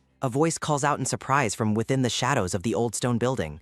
The smiling priest greets the young couple, welcoming them to his humble and desolate location. Klaus expresses suspicion, questioning how the priest knew they were arriving to wait at the entrance. The priest dismisses the concern as a coincidence, inviting the nobles inside the church walls. The cracked and desolate stone corridor stretches ahead, revealing the building's poor and neglected condition. They walk past thin, dirty children who stare at the finely dressed nobles with hollow eyes. Natalia pauses to look back at the suffering children, her expression filled with deep concern. The priest directs them toward a private room to discuss the orphanage's management and operations. The host serves tea, inviting the exhausted couple to relax after their long and tiring journey. Klaus and Natalia sip their tea while silently dwelling on the miserable state of the orphans. A sharp clatter echoes through the room as a teacup is placed on the table. Klaus begins his interrogation by asking the priest directly about the food provided to the children. The priest claims with a polite smile that the orphans are provided with 3 full meals. Klaus notes that an orphanage must maintain records, pointing out the lack of recent official reports. The priest feigns ignorance, asking the young lord what he is talking about with forced confusion. Klaus asserts his authority, stating he will not follow the negligent management style of the deputy. The boy explains he researched the facility and found no recent reports on its current state. Klaus points out that the children they just passed appeared severely malnourished and alarmingly thin. Narrative text highlights that the orphans were dressed in rags, further proving the facility's neglect. Klaus notes the building is in desperate need of repairs that have been completely ignored. The dark-haired boy questions why the priest is dressed so well while the children suffer. Natalia realizes the luxury of the room and cups contrasts sharply with the children's poverty. Klaus demands to know where the funds intended for the orphanage have actually been spent. The young lord shouts in rage, demanding an explanation for the priest's corrupt and cruel actions. The priest's polite facade breaks as a dark, sinister grin spreads across his lower face. The man bursts into maniacal laughter, startling Natalia and Klaus with his sudden change in behavior. Natalia yells at the man, demanding to know what he finds so funny about the situation. The priest mocks them, calling Klaus's accusations the craziest thing he has ever heard. A sudden wave of dizziness hits Natalia, her eyes wide as she realizes something is wrong. Klaus and Natalia collapse onto the stone floor, their teacups clattering beside them. The priest stands over the fallen children, mocking their youth and perceived lack of wisdom. He warns them never to consume what an enemy provides as he looms over them menacingly. The scene blurs into a disorienting transition as consciousness fades for the young couple. A heavy barred metal gate stands locked against a cold stone wall in the darkness. Natalia wakes up on the hard, dirty floor of a dungeon, gasping in shock. Natalia and Klaus regain consciousness on the dungeon floor, realizes they have been locked away. The dark-haired boy massages his head, admitting he didn't expect such a sudden retaliation. A magical tendril of dark energy expertly picks the lock of the prison cell door. Natalia watches in awe as Klaus demonstrates his impressive magical proficiency to free them. The brown-haired woman observes the massive, well-built stone prison, stunned by its immense scale. Natalia clings to Klaus as they walk, noting the oppressive darkness of the underground facility. Klaus spots a figure in a nearby cell and loudly demands to know their identity. A faint, desperate plea for help echoes from the shadows of the neighboring stone cell. Natalia gasps in surprise, her eyes widening as she catches sight of a young child. A beautiful girl with long pink hair and yellow eyes gazes out from the darkness. Natalia instantly recognizes the pink-haired girl behind bars as Lillian Felino, the story's true heroine. A shimmering light fills the corridor as the significance of this meeting begins to sink in. Natalia stands frozen in shock, processing the unexpected appearance of the novel's main protagonist. Visual narration confirms that the pink-haired, yellow-eyed girl is indeed the legendary heroine Lillian Felino. Natalia wonders why the main heroine of the novel is imprisoned in such a desolate place. Natalia calls out to Klaus, who immediately understands and begins using his magic once more. Klaus' dark magic easily shatters the lock on Lillian's cell, causing a sharp metallic clink. Natalia warmly extends her hand to the pink-haired girl, inviting her to come out and find safety. A radiant glow surrounds the moment of rescue as the cell door finally swings open. Lillian tearfully embraces her savior, expressing her immense relief and gratitude for finally being rescued. The brown-haired woman holds the trembling girl close, offering her much-needed comfort and physical warmth. Natalia reflects on how Lillian was portrayed as much stronger in the original novel's timeline. Narration explains that currently, the heroine is only 7 years old, just like the other children. Natalia feels a surge of pity for Lillian, who had been left all alone in the dark. Natalia gently strokes the girl's hair, reassuring her that everything will be perfectly fine now. Lillian blushes and quietly agrees, feeling safe in the embrace of the kind older girl. The two girls share a quiet, tender moment of connection amidst the cold stone dungeon walls. Lillian looks up with a blush, shyly thanking her new friend for saving her life. Lillian politely introduces herself, apologizing for the delay while maintaining her elegant, noble-like composure. Natalia begins to introduce herself and Klaus to the polite, pink-haired girl standing before them. Chibi Natalia suggests they skip formal honorifics and asks if she can simply call her Lillian. Lillian blushes at the friendly gesture, shyly testing out Natalia's name for the very first time. Natalia is completely overwhelmed by Lillian's adorableness, clutching her heart as the girl looks up shyly. Natalia thinks that if she were a man, she would have certainly fallen for Lillian's charms. Natalia asks Lillian if she is a noble, noting her high-quality dress and many ribbons. Natalia reflects on the fact that she already knows Lillian's high-ranking status and true identity. Natalia realizes she must pretend not to know Lillian to avoid looking suspicious during their meeting. Lillian looks down pensively, preparing to explain the circumstances that led to her current imprisonment. Lillian begins her story with a hesitant look, ready to reveal the truth of her kidnapping. A flashback shows Lillian being snatched by the corrupt priest during her secret visit to the orphanage. Natalia reacts with genuine shock as she listens to the harrowing details of the girl's kidnapping. Narration details the Felino family's legendary healing powers, a coveted ability that many people desire greedily. Lillian is shown questioning why her family's divine power is only ever used to benefit nobles. Secretly, the young heroine had been using her light to heal the suffering children in local orphanages. Lillian performed these miracles in total secrecy to avoid the disapproval of her strict noble family. Natalia's eyes widen as she finally connects the events to a specific incident from the novel. She recalls an episode where Lillian was forbidden from leaving home after a traumatic kidnapping event. A vision shows Lillian sitting despondently on a chair, surrounded by heavy chains of family restriction. Natalia realizes that they are currently witnessing the very incident that changed Lillian's life forever. Natalia reflects on how this tragedy was only briefly mentioned in the original story's past lore. Natalia gazes at the rescued Lillian, feeling a sense of deep relief and heartfelt sympathy. Narration recalls that the corrupt priest betrayed the trust Lillian had once placed in him. The trauma of the priest's betrayal left a deep and lasting emotional wound in Lillian's heart. Natalia urges Lillian to escape together, noting that the girl's family must be very worried. Lillian's eyes shimmer with tears as she begins to process the hope of finally being rescued. Surrounded by an aura of blooming roses, the pink-haired girl tearfully agrees to follow her savior. A brief moment of transition occurs as the group prepares to leave the dark prison cell. The children begin their journey through the cold stone corridors of the hidden underground facility. Lillian hesitates for a moment, calling out to the young boy leading them through the darkness. The pink-haired girl looks at Klaus curiously, asking if his power belongs to a specific lineage. Klaus confirms that the energy he wields is indeed the unique power of the Nelt family. Lillian reacts with pure shock upon discovering that the young boy is actually a family head. Lillian questions his presence, but Klaus explains his duty to handle matters within his own territory. Natalia listens intently to their conversation, her gaze reflecting a sudden realization about the original story. Natalia recalls that in the novel's original timeline, Klaus harbored a tragic, unrequited love for Lillian. A vision of the future shows a handsome adult Klaus standing near a beautiful adult Lillian. Narrative text explains that they were originally destined to meet as adults, not as young children. Natalia wonders if she is currently witnessing a pivotal, world-changing event unfold before her very eyes. Natalia becomes excited, wondering if she is seeing the exact moment Klaus falls in love with Lillian. The brown-haired woman looks down in pity, feeling bad for Klaus's destined heartbreak in the novel. She recalls that the novel's plot dictates Lillian must eventually end up with the hero, Thomas. Natalia pauses as a new world-altering possibility suddenly occurs to her regarding the couple's future. She speculates if her interference could create a new route where Klaus finally finds love with Lillian. A mental image depicts the joy of a potential wedding between the adult versions of the pair. Natalia reflects on her own arranged marriage, accepting that she had no choice in the political alliance. Chibi Natalia burns with a fiery determination to ensure Klaus finds true happiness, no matter the cost. A brief narrative pause shifts the focus toward a bittersweet realization that dampens her sudden excitement. Natalia realizes that if Klaus finds happiness with Lillian, she will eventually have to leave him. She tries to convince herself that she shouldn't feel lonely if it leads to her husband's happiness. A golden frame showcases the potential union of the story's original main characters in a romantic light. Chibi Natalia slumps into a gloomy state, visibly affected by the thought of being separated from Klaus. Natalia suddenly slaps her cheeks to clear her mind, startling both Klaus and Lillian with the noise. The three children continue their trek through the dungeon, determined to find a way back to safety. They encounter a massive stone door that is heavily secured with several large iron padlocks. Natalia observes the entrance, frustratedly pointing out that the path ahead is completely locked and barred. Klaus steps forward and instructs Natalia to stay back as he begins to manifest his dark power. A massive explosion of magical energy shatters the stone door, clearing the path into the next room. Natalia and Lillian stare into the darkness beyond the broken door, their expressions filled with mounting dread.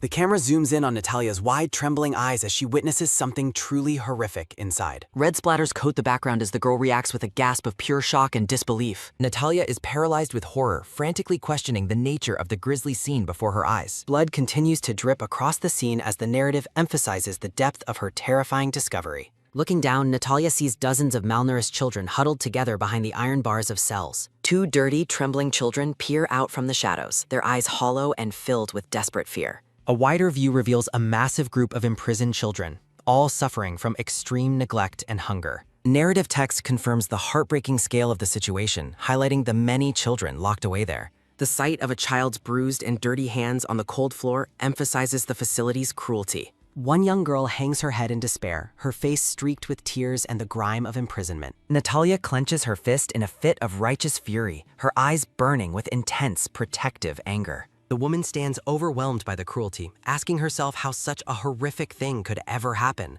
A tray of rotten food and a chipped mug sit neglected on the cold flow. Natalia is horrified as she realizes the children were being fed completely rotten, inedible food. Klaus narrows his eyes, sternly stating that the priest is directly involved in human trafficking. Lillian covers her mouth in disbelief, unable to fathom a priest committing such holy betrayals. Natalia looks at the trembling Lillian with concern as the girl's shock begins to set in. Lillian realizes with a cry that she could have saved the suffering children much earlier. Klaus walks away, coldly noting that the world is filled with truly irredeemable and wicked scum. Narrative text lists the many types of criminals, including conmen and thieves who plague society. Klaus glares back, mentioning greedy priests and those who would even abuse their own relatives. Natalia calls out to Klaus as he stares ahead with a dark and vengeful expression. Natalia lets out a cry of shock as the corrupt priest suddenly appears before the group. A close-up shows the priest's sinister smile as he prepares to address the runaway children. The priest mocks their escape plan while Natalia glares at him with pure, unadulterated hatred.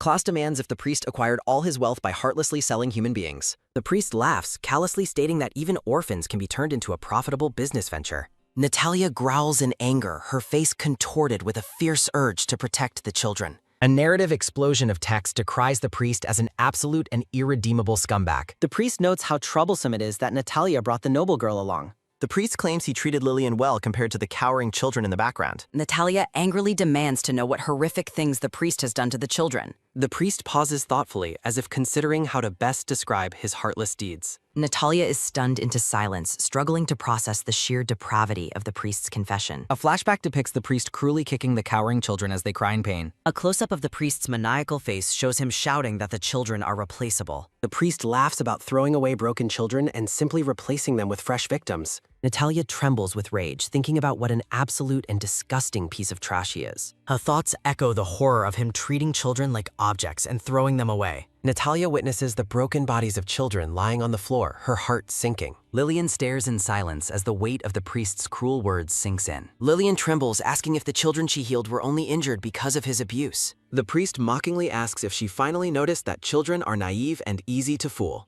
Lillian covers her face, her world shattering as she realizes the true nature of her captor. Narrative text explains that the healed children were only kept to maintain the orphanage's reputation. The sound of footsteps echoes as the priest approaches the group with a menacing gait. Lillian is paralyzed by the realization that her gift was used to prolong horrific suffering. Natalia pulls Lillian into an embrace, reassuring her while the priest continues his cruel laughter. Natalia asks Lillian if she will let that scum do whatever he wants to them. Lillian's eyes widen in clarity as Natalia's words spark a new and powerful determination. Lillian declares her firm resolve to save all the children trapped in the facility. Natalia agrees with her, stressing that they must also focus on saving themselves from the priest. The priest laughs maniacally, asking the children if they truly believe they can be saved. He reaches out, promising that a noble girl with healing powers will sell for a high price. A sharp flash of dark magical energy slices through the air toward the greedy priest. The priest flinches in surprise as the dark magic narrowly misses his outstretched, gold-adorned hand.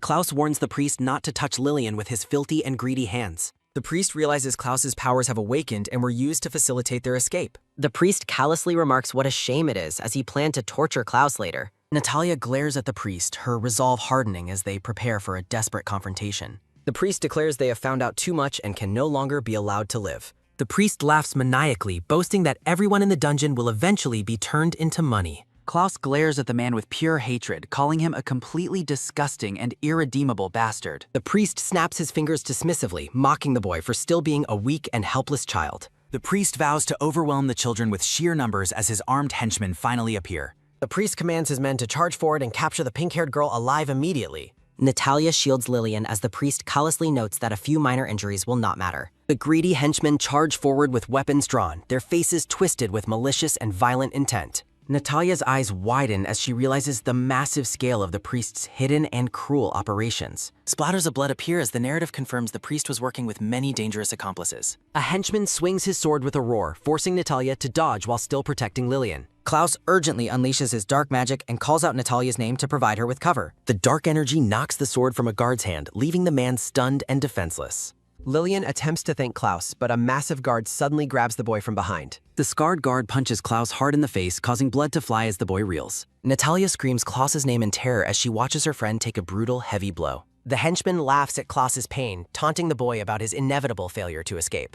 The priest grins wickedly, stating that dealing with children is far too simple for someone like him. The scarred man raises his sword, promising Natalia he won't damage her face before her capture. Natalia suddenly leaps high into the air, surprising the henchman with her unexpected and agile movement. With a fierce battle cry, Natalia prepares to strike down at the stunned guard from above. Natalia lands gracefully behind the bewildered man, who gasps in confusion at how quickly she moved.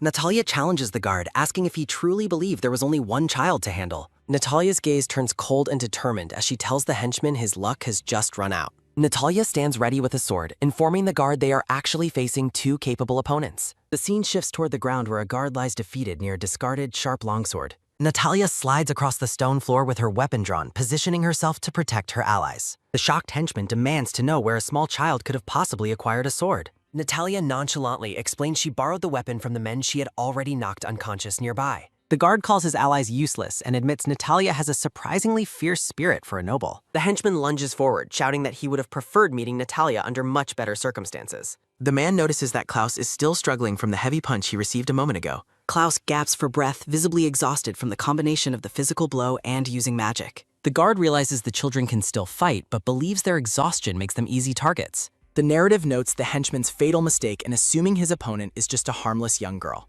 The text recalls how Natalia was caught off guard earlier, implying she won't make that mistake again. The scarred man boasts that there is no way he would lose a fair, face-to-face duel. The henchman tells Natalia to wait for Klaus in the afterlife as he prepares a killing blow. Natalia's sharp green eyes narrow with intense focus, anticipating the enemy's next move with perfect clarity. The heavy sword slams into the stone floor, narrowly missing Natalia as she evades the strike. The henchman is stunned, his eyes bulging as he realizes his target has completely vanished from sight. Confused and panicked, the man frantically searches the room, wondering exactly where the girl went. Natalia speaks calmly from directly behind him, signaling that she has already won the exchange. Natalia holds her stolen sword against the man's throat, maintaining a cold and unwavering stance. The guard trembles in shock, unable to comprehend how she managed to get behind him so fast. Natalia strikes with blinding speed, informing the wounded man that his reaction time is simply too slow. Natalia declares she has severed his arm muscle, ensuring he can never hold a sword again. Despite his severe injury, the henchman begins to grin with a dark and disturbing sense of amusement. The man mocks Natalia for thinking she has won, calling her a naive child for being overconfident. Natalia's expression shifts to one of alarm as she realizes the guard may still be dangerous.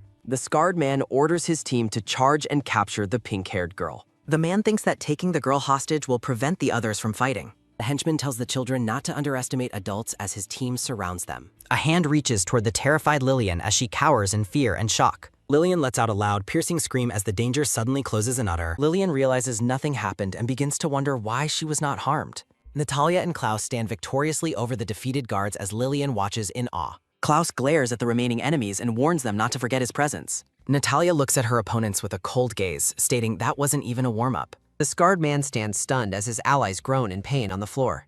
The henchman's thoughts race in terror, wondering if the children are actually powerful monsters. Realizing he is completely outmatched, the scarred man raises his hands and surrenders. Klaus and Natalia turn back toward Lillian, who remains frozen in a state of shock. Klaus and Natalia reach out their hands, kindly asking Lillian if she is okay. Lillian looks at her protectors with teary eyes, overwhelmed by their strength and kindness.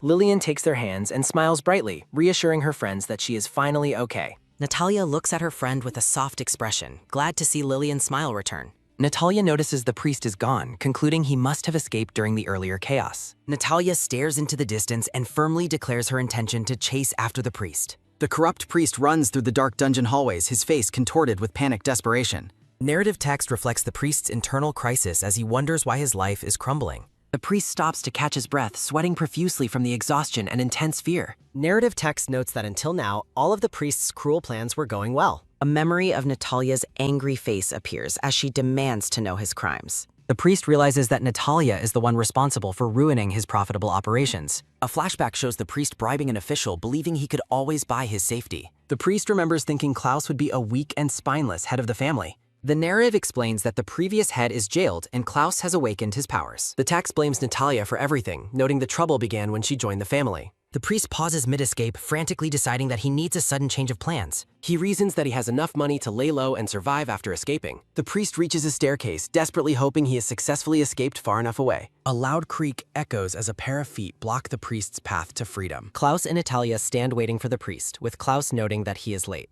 The priest is paralyzed with terror, stammering as he wonders how they caught him. Natalia explains they used Klaus's shadow to find a shortcut and get ahead of him. Klaus unleashes his dark magic, slamming the priest to the floor with a painful scream. The priest begs for his life, desperately promising to do anything if they spare him. The priest offers a bag of gold, asking if they only want his stolen money. Klaus ignores the bribe and uses his magic, causing blood to splatter as the priest screams. Klaus asks the priest if he truly thought Klaus would accept money from selling children. Klaus looks down at the man, asking if he should give him a taste of his own medicine. The priest screams in terror and begs Klaus not to kill him as magic looms. Blood splatters the wall as a loud scream of agony echoes through the dark hallway. Klaus stands over the bloodied priest and informs the man that he will not kill him. Klaus explains that the military police and the judiciary will be the ones to sentence him. Klaus uses his dark magic to snap a heavy padlock off a dungeon cell door. A group of frightened, cowering children stare out from the shadows of their open cell. Two young girls huddle together in fear as they hear footsteps approaching their prison cell. Natalia kneels before the orphans and reassures them that she has defeated all the bad guys.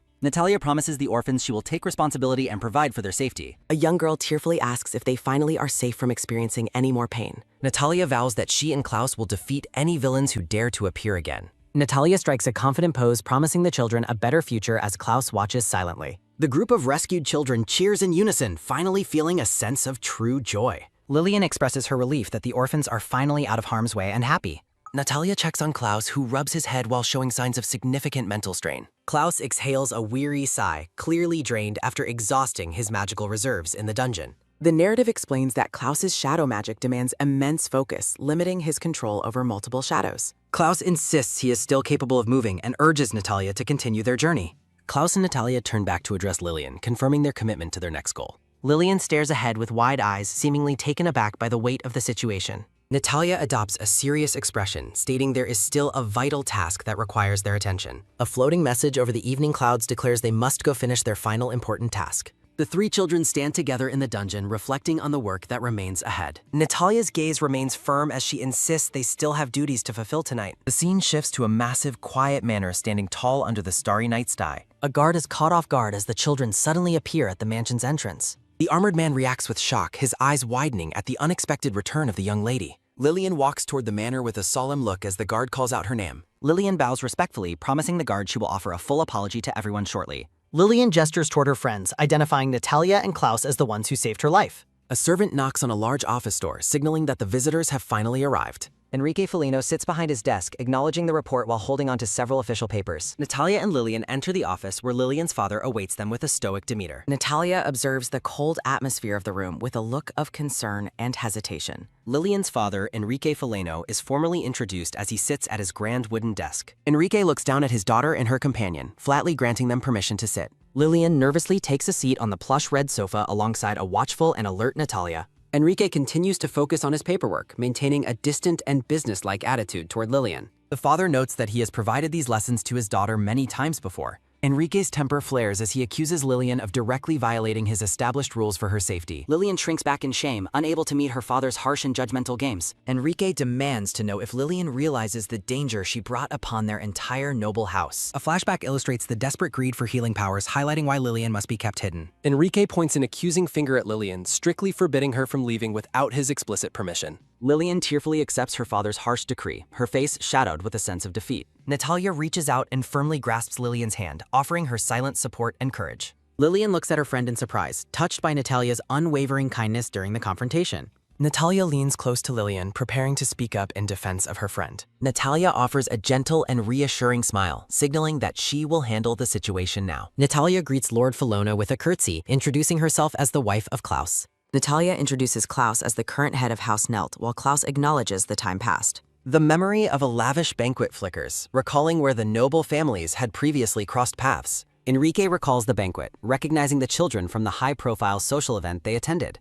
Natalia stares at the Lord with a piercing gaze, refusing to be intimidated by his presence. Natalia questions Enrique's coldness, asking why he hasn't asked about Lillian's traumatic experience yet. Enrique dismissively explains they already tracked her disappearance and concluded she was kidnapped for her powers. Natalia clenches her dress in frustration, demanding to know why he took no action to help. Enrique looks at her with a look of feigned confusion, questioning the nature of her inquiry. Lillian confronts her father, asking why he didn't ask if she was okay. Lillian's eyes shimmer with tears as she faces her father's cold silence. Lillian asks her father why he never told her that he loved her. Enrique remains silent, his expression unreadable as he absorbs his daughter's painful questions. Natalia reflects on the truth about Enrique Foligno as the two girls sit. Natalia recalls that in the original story, Enrique was a strict and unyielding father. Natalia remembers the details of the original story, which reveal a hidden truth. A decorative frame highlights Natalia's realization that Enrique actually deeply loves his daughter. A flashback shows a younger Lillian crying over her father's wounded body. Lillian asks why he protected her despite always seeming to hate her. Narrations within the flashback state that Lillian's healing powers cannot save his deep wound. Dying Enrique tells Lillian to stop using her powers and that he is beyond saving. Lillian tearfully apologizes to her father, wishing she had more power to help him. Enrique weakly reaches out to touch Lillian's face as she weeps. Enrique prepares to speak his final words to his daughter in the flashback. Lillian is startled as her father begins to explain the reason for his behavior. Enrique tells Lillian that the problem is that she is simply too kind. Enrique explains that pushing her powers beyond their limits will shorten her lifespan. Enrique admits that being strict was the only way he knew how to protect her. Lillian stares at her father in shock as the truth of his actions unfolds. Narrated text confirms that Enrique truly loves Lillian, despite the tragic misunderstanding. The narrative emphasizes the depth of the father's love for his daughter. The text notes the tragedy that, in reality, the two remain so distant. Natalia advises Enrique not to wait too long because his time is limited.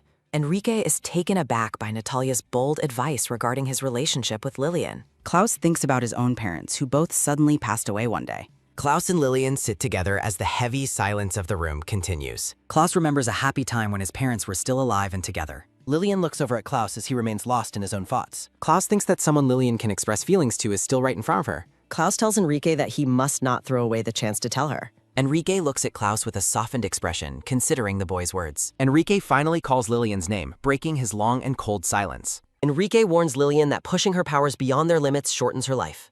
Enrique explains that he believed acting strictly would make her listen to his warnings. Enrique offers Lillian a sincere apology, finally expressing the feelings he had hidden. Lillian stares at her father with wide eyes, stunned by his sudden vulnerability. Enrique kneels before his daughter, bridging the emotional distance between them. Lillian bursts into tears, overwhelmed by her father's apology and newfound kindness. Enrique comforts Lillian, admitting that he is weak to her tears. Natalia and Klaus watch the heartwarming reunion with soft and satisfied smiles. Natalia suggests that they should leave Lillian and Enrique alone for a little while. Enrique holds a laughing Lillian in a warm embrace as they reconcile. Natalia notes that they will be there for Lillian if anything happens. Natalia turns back to address Klaus as they walk away from the scene. Natalia looks at Klaus with a bright and curious expression. Klaus looks back at Natalia with a rare and gentle smile on his face. A teal-haired boy lounges in a tree, loudly complaining that he is bored. Text introduces the training grounds of the Nelt family under a clear sky. Knights train vigorously with wooden swords at the Nelt family training grounds. Natalia points a finger, demanding absolute focus from the men she is currently instructing.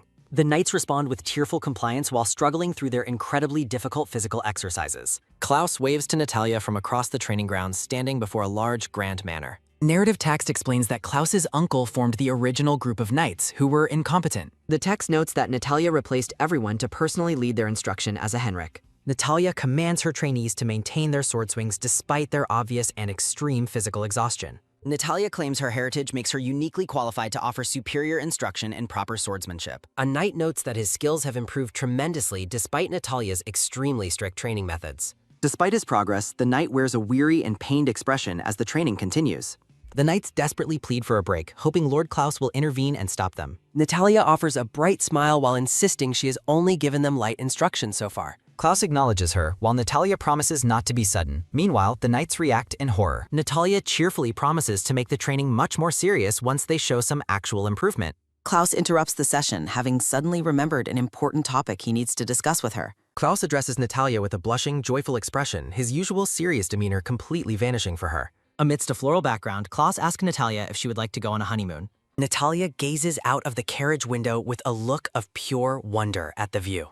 Natalia asks Klaus why he decided to take this trip so suddenly after their recent adventures. Klaus explains that since things have finally calmed down, they can finally afford to relax. Natalia watches Klaus intently as he prepares to explain the deeper reasons behind their sudden departure. Klaus admits he has wanted to travel alone with her for a very long time now. Natalia finds his honest confession absolutely adorable, her eyes sparkling with affection for her husband. Klaus notes that they are technically still newlyweds, making a honeymoon trip a perfect romantic idea. Natalia reflects on the charming contrast between Klaus' mature leadership and his current cute, vulnerable behavior. This sudden shift in personality strikes Natalia as a delightful and heart-melting change of pace. Klaus expresses his pure happiness at being able to spend quality time outdoors alone with Natalia. Natalia is nearly overwhelmed by Klaus's cuteness, finding his genuine, sunny joy to be completely irresistible. Narrative text notes that Klaus worked incredibly hard to finish all his work before the trip. A flashback shows Klaus furiously completing piles of paperwork to ensure they could have this time. Natalia finds the idea of him working so hard just for her to be incredibly sweet. The carriage carries the happy couple toward the coast under a vast and beautiful blue sky. Natalia lets the wind blow through her hair as they finally reach their sunny seaside destination. Natalia gasps in pure amazement at her first sight of the sparkling, crystalline blue ocean water. Natalia excitedly rushes toward the view while Klaus follows behind her with a rare, calm smile. Natalia is stunned by the wealth of the Nelt family, marveling at the luxurious private resort. Klaus suggests they could also go camping in the forest located right behind the resort grounds. Klaus leans in and promises Natalia that they are going to have an amazing time together. Natalia cheers with pure joy, fully ready to begin their long-awaited and well-deserved tropical vacation. Natalia models a new resort dress and thanks Klaus for preparing such a lovely gift. The couple enjoys the tropical scenery, spotting a dolphin jumping from the waves in the distance. The two spend time in the water, with Klaus supporting Natalia as she uses a flup. Natalia happily suggests they share a tropical drink together as they enjoy the warm beach atmosphere. The sky shifts into beautiful shades of twilight, marking the end of a perfect first day. Later that evening, the couple relaxes together in bed, finally enjoying some much-needed peace and quiet. Natalia reflects on how much has happened recently, feeling a sense of deep personal relief. Klaus quietly agrees, sharing her sentiment as they enjoy the stillness of the night together. A decorative frame appears with text highlighting the significance of their wedding in their shared journey. Natalia is shown in her beautiful white wedding dress, looking radiant on their special day. Faded images recall the ceremony and the moment they shared their vows at the small church. The narrative recalls the intense confrontation with Klaus's uncle and the many challenges they overcame together. A golden decorative frame presents text reflecting on the difficulty of severing parental ties. A flashback captures a rare moment of Klaus's parents laughing together during a happier fun. The memory shifts to a tragic scene of his parents suffering under immense mental strain. Faded panels recall the first encounter with the villain and meeting the story's heroine. Klaus remains silent as he lies in bed, lost in a moment of quiet introspection. Natalia looks over at him from her pillow, softly calling his name in the dark. Klaus gazes at her with deep affection, offering his sincere thanks for everything she has done. Natalia reacts with confusion, unsure why her husband is being so suddenly sentimental and vulnerable. Klaus explains that his entire life was transformed the very instant he married her. He reflects on the dark and twisted person he surely would have become without her. Clasping her hands, Klaus tells Natalia that she has completely changed his entire world. Under the soft moonlight, Klaus thanks her for providing him with a bright and hopeful future. Natalia blushes, softly telling Klaus that he was actually the one who saved her. She recalls a time when she felt trapped and suffocated by her own parents' expectations. Natalia notes that their ability to help one another is their greatest shared talent. She insists with wide eyes that she was saved by his presence just as much. A decorative frame captures the couple sharing a tender embrace as they reaffirm their bond. A close-up captures Klaus's eyes widening as he absorbs the depth of her sincere confession. His expression softens and his eyes begin to water, overwhelmed by the love he feels. Klaus pulls Natalia into a tight emotional embrace while softly confirming his feelings for her. The peaceful scene transitions to palm trees swaying under a vast and brilliant starlit sky. Natalia groggily wakes up later that night, realizing she accidentally fell asleep during their talk. She rubs her eyes while noting that sleep must have finally overtaken her after their conversation. Beside her, Klaus is deep in a peaceful and undisturbed sleep on his pillow. Natalia watches him, noting that he looks exceptionally calm and relaxed while he is resting. She reflects on the trauma he suffered under his uncle, which surely troubled his past sleep. Narrative text declares that the tragic future from the original story has already been successfully changed. A vision of the original timeline shows a cold and violent version of Klaus holding a skull. Natalia resolves to push the Knight's training even harder to protect the peace they have built. Klaus continues to sleep soundly, unaware of his wife's protective and determined thoughts. Natalia offers a warm and satisfied smile as she watches over her sleeping husband. A sudden close-up of Natalia's eyes reveals her growing sense of unease in the dark. She gazes toward the window, wondering if she had accidentally left it open before sleeping. Natalia is paralyzed with fear upon seeing a dark, shadowy silhouette lurking just outside the window. She releases a frantic and terrified scream as the mysterious figure is suddenly revealed. A massive scream echoes throughout the villa, violently shattering the silence of the tropical night. Narrative text confirms that there truly was a mysterious figure watching from outside the room. The butler and a maid rush into the room to investigate Natalia's sudden scream. The butler expresses skepticism, asking if there was truly nothing there when they checked the area. Natalia explains that she immediately checked for an intruder after seeing someone at the window. She admits that she found absolutely no physical signs or footprints of anyone walking outside. Natalia cries out in terror, concluding that the mysterious visitor must have been a ghost. She continues to wail in fright, completely overwhelmed by her inexplicable encounter in the dark. The maid watches her with a confused and slightly skeptical expression as the story unfolds. Natalia desperately pleads with the maid to believe her terrifying account of the night's events. The maid breaks into a nervous sweat while trying to find a logical explanation for her. The maid suggests that perhaps a ghost appeared simply because it was jealous of their closeness. Natalia reacts with shock, completely caught off guard by the maid's unexpected and playful teasing. The maid offers a knowing smile, teasing Natalia about how obvious her affection for Klaus is. Natalia begins to blush furiously, her fear replaced by extreme embarrassment as the teasing continues. Natalia is visually overwhelmed by Klaus's unexpected kindness, wondering if he is currently pacifying her. Exhaustion washes over Natalia as she processes the emotional intensity of the night's strange events.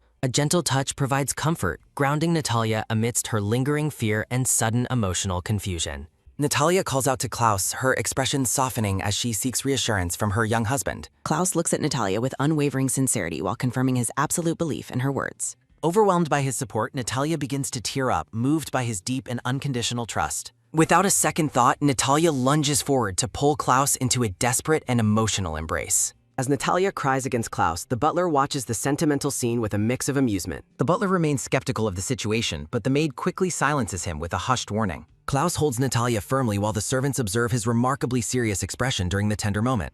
The maid enthusiastically suggests that they should take advantage of the day and play together. The maid offers advice on how they should spend their time, encouraging a lighter, fun atmosphere. Upon hearing of a nearby field, Natalia's mind immediately jumps to the idea of a picnic. Natalia cheers with excitement, her mood completely transformed by the prospect of a wonderful outdoor picnic. The maid watches Natalia's joyful reaction with a satisfied and knowing smile on her face. Natalia expresses her gratitude to the maid, eagerly looking forward to their upcoming afternoon in the sun. The butler jokingly laments that Natalia has stolen Klaus away, earning him a swift kick. The scene shifts to the bright outdoors where Natalia runs through the grass in a new dress. Natalia turns back with a bright smile, asking Klaus if he also enjoys the pleasant breeze. Klaus watches her with a gentle gaze and quietly confirms that the weather is indeed nice. The maid suggests a spot to set up their picnic while Natalia listens with rapt attention. While carrying the picnic supplies, the butler continues to whisper playful advice into Klaus's ear. The butler suggests romantic lines for Klaus to use, but the boy tells him to shut up. Klaus' cold gaze reveals that he would have fired the butler if Natalia didn't like him. The butler realizes he should probably stop teasing before Klaus's patience completely runs out. The young couple sits on the grass together, peacefully enjoying their sandwiches during the sunny picnic. Klaus suddenly calls out to Natalia, drawing her attention away from her meal. Klaus leans in close and tells Natalia to stay still as he reaches toward her face. Natalia's heart skips a beat, her eyes widening in surprise at his sudden and close proximity. Klaus reveals a small piece of food he picked off her face, explaining why he leaned in. Natalia blushes with embarrassment and thanks him, though she is still flustered by the interaction. Natalia reflects on how naturally charming Klaus is, even at such a young and tender age. She watches Klaus intently, noticing the quiet and mature elegance he possesses, despite being a child. Natalia marvels at his handsome face, thinking that even a simple sandwich looks radiant beside him. She predicts that many people will likely fight over Klaus once he grows into an adult. A humorous vision shows a future where multiple women are desperately competing for a popular Klaus's affection. Natalia adopts a protective mindset, resolving to look after him like a doting and watchful parent. Time passes in silence as the two sit on the picnic mat, Natalia becoming increasingly restless. The quiet atmosphere continues as they sit back to back, but the boredom is clearly setting in. A close-up on Natalia's eye reveals her mounting frustration with their lack of activity. Natalia realizes she is incredibly bored, though Klaus seems perfectly content just watching the sky. She finally speaks up, asking if they are really just going to sit there doing nothing. Klaus happily remarks on how interesting the blue sky is, leaving Natalia even more frustrated. Unable to take the stillness any longer, Natalia stands up and declares she can't do it.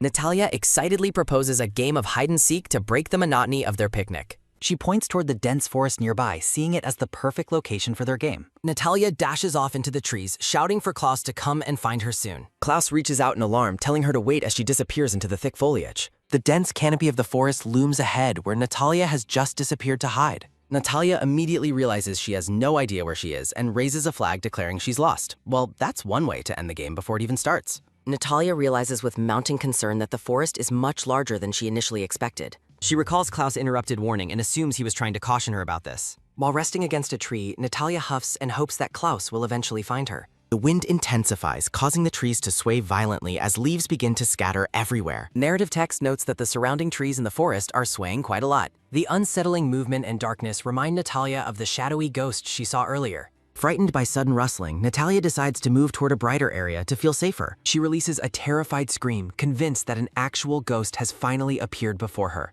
A green-haired boy in a white robe hangs upside down from several thick, coiling vines. Natalia stares at the mysterious boy with a look of pure shock and bewilderment. The boy watches her with a calm and completely unbothered expression while hanging upside down. Natalia wonders why he looks so incredibly relaxed while dangled in such a precarious position. Natalia is surprised when the green-haired boy suddenly addresses her directly while hanging there. The boy asks her if there is anyone else currently present in the forest. He explains that he used his power but can no longer stop it from working. Natalia reacts with shock as the boy tells her to do something to help him. She is confused by his mention of using his power and wonders what he means. Narrative text confirms that only members of the Orobate family possess the power to control plants. Natalia begins to suspect the true identity of the green-haired boy amidst the surrounding flowers. She looks up at the dangling boy with a growing sense of realization. Natalia realizes that the boy hanging before her is none other than Tim Orobate. Tim remains suspended upside down among the thick, coiling vines while Natalia processes her discovery. Natalia's eyes widen in surprise as she reacts to the sudden appearance of this character. She confirms his identity as Tim Orobate while observing his unusually calm and steady expression. Narrative text explains that the Nelt family is known for possessing the power of darkness. A golden swan emblem appears, representing a specific family's noble and prestigious lineage. The Rolento family crest is shown, representing their heritage and association with the power of gravity. Natalia concludes that the plant-controlling power definitely confirms he belongs to the Orobate family. She watches Tim, who remains dangling helplessly but calmly from the thick, coiling vines. Natalia recognizes him as Tim Orobate, a significant character from the original novel. She recalls a scene where Tim fought alongside Thomas in a struggle to defeat Klaus. Natalia notes how his desperate fight made his usual carefree attitude even more moving. Tim asks Natalia if she is alright with the current situation as he hints her. He warns her that she is surrounded, causing her to scream as vines close in. Natalia is disgusted by the wiggling vines and finds them absolutely repulsive and not cute. A sharp, thick vine lunges toward the ground with a sudden and aggressive movement. Natalia releases a startled shout while narrowly dodging a large attacking vine. She manages to avoid several incoming strikes as the vines continue to lash out. Tim watches her struggle with mild surprise while uttering a simple and calm remark. Natalia gets angry, asking Tim why he is acting as if this is someone else's problem. She is frustrated by how relaxed Tim remains despite being caught in the vines themselves. Natalia looks down, her eyes filling with a look of intense and focused determination. Tim flashes peace signs, showing a level of composure that suggests he's actually enjoying the view. Natalia continues to run as several massive vines pursue her through the dense trees. She draws 2 daggers from her thigh holster to defend herself from the attacking vines. A vine suddenly snags onto a person's boot with a swift and coiling movement. Natalia looks up with a startled expression, caught off guard by the sudden turn of events. She catches Tim in her arms as he finally falls down from the coiling vines. Natalia stands her ground with a serious and focused expression while holding the boy. Tim looks up at the sky with a tranquil, distant, and completely calm gaze. Tim agrees as Natalia carries him through the forest, holding him in her arms. Narrative text ponders how this bizarre situation occurred as vines continue to wiggle nearby. A mysterious voice notes that the plant was intentionally made to be more aggressive. Natalia realizes that the plant's heightened aggression is the reason why Tim was attacked. Standing in the woods, Natalia observes that the dangerous plant has finally ceased its movement. Tim explains that he added a regeneration function to the plant, looking completely unbothered. Natalia and Tim stare at each other, one in confusion and the other in silence. Tim dismisses further explanation, deciding it would be too much of a hassle to elaborate. A small chibi head of Tim notes that the full story would be too long. Natalia is visibly overwhelmed by Tim's extreme laziness and lack of motivation to explain things. Klaus comes running through the trees, frantically calling out Natalia's name in a search. Klaus warns that it is easy to get lost as he continues searching for Natalia. Klaus approaches with a look of concern, his attention turning toward Natalia's unexpected companion. A close-up on Klaus's eye shows him beginning to notice something out of place. Klaus points at Tim and demands to know who the stranger in Natalia's arms is. Natalia flusteredly explains she forgot introductions while Klaus watches with a darkly jealous expression. Klaus intensely demands an explanation for why Natalia is carrying the strange green-haired boy. Natalia feels like a cheating partner caught in the act under Klaus's terrifyingly cold gaze. Klaus turns his interrogation toward Tim, bluntly asking the boy to identify himself immediately.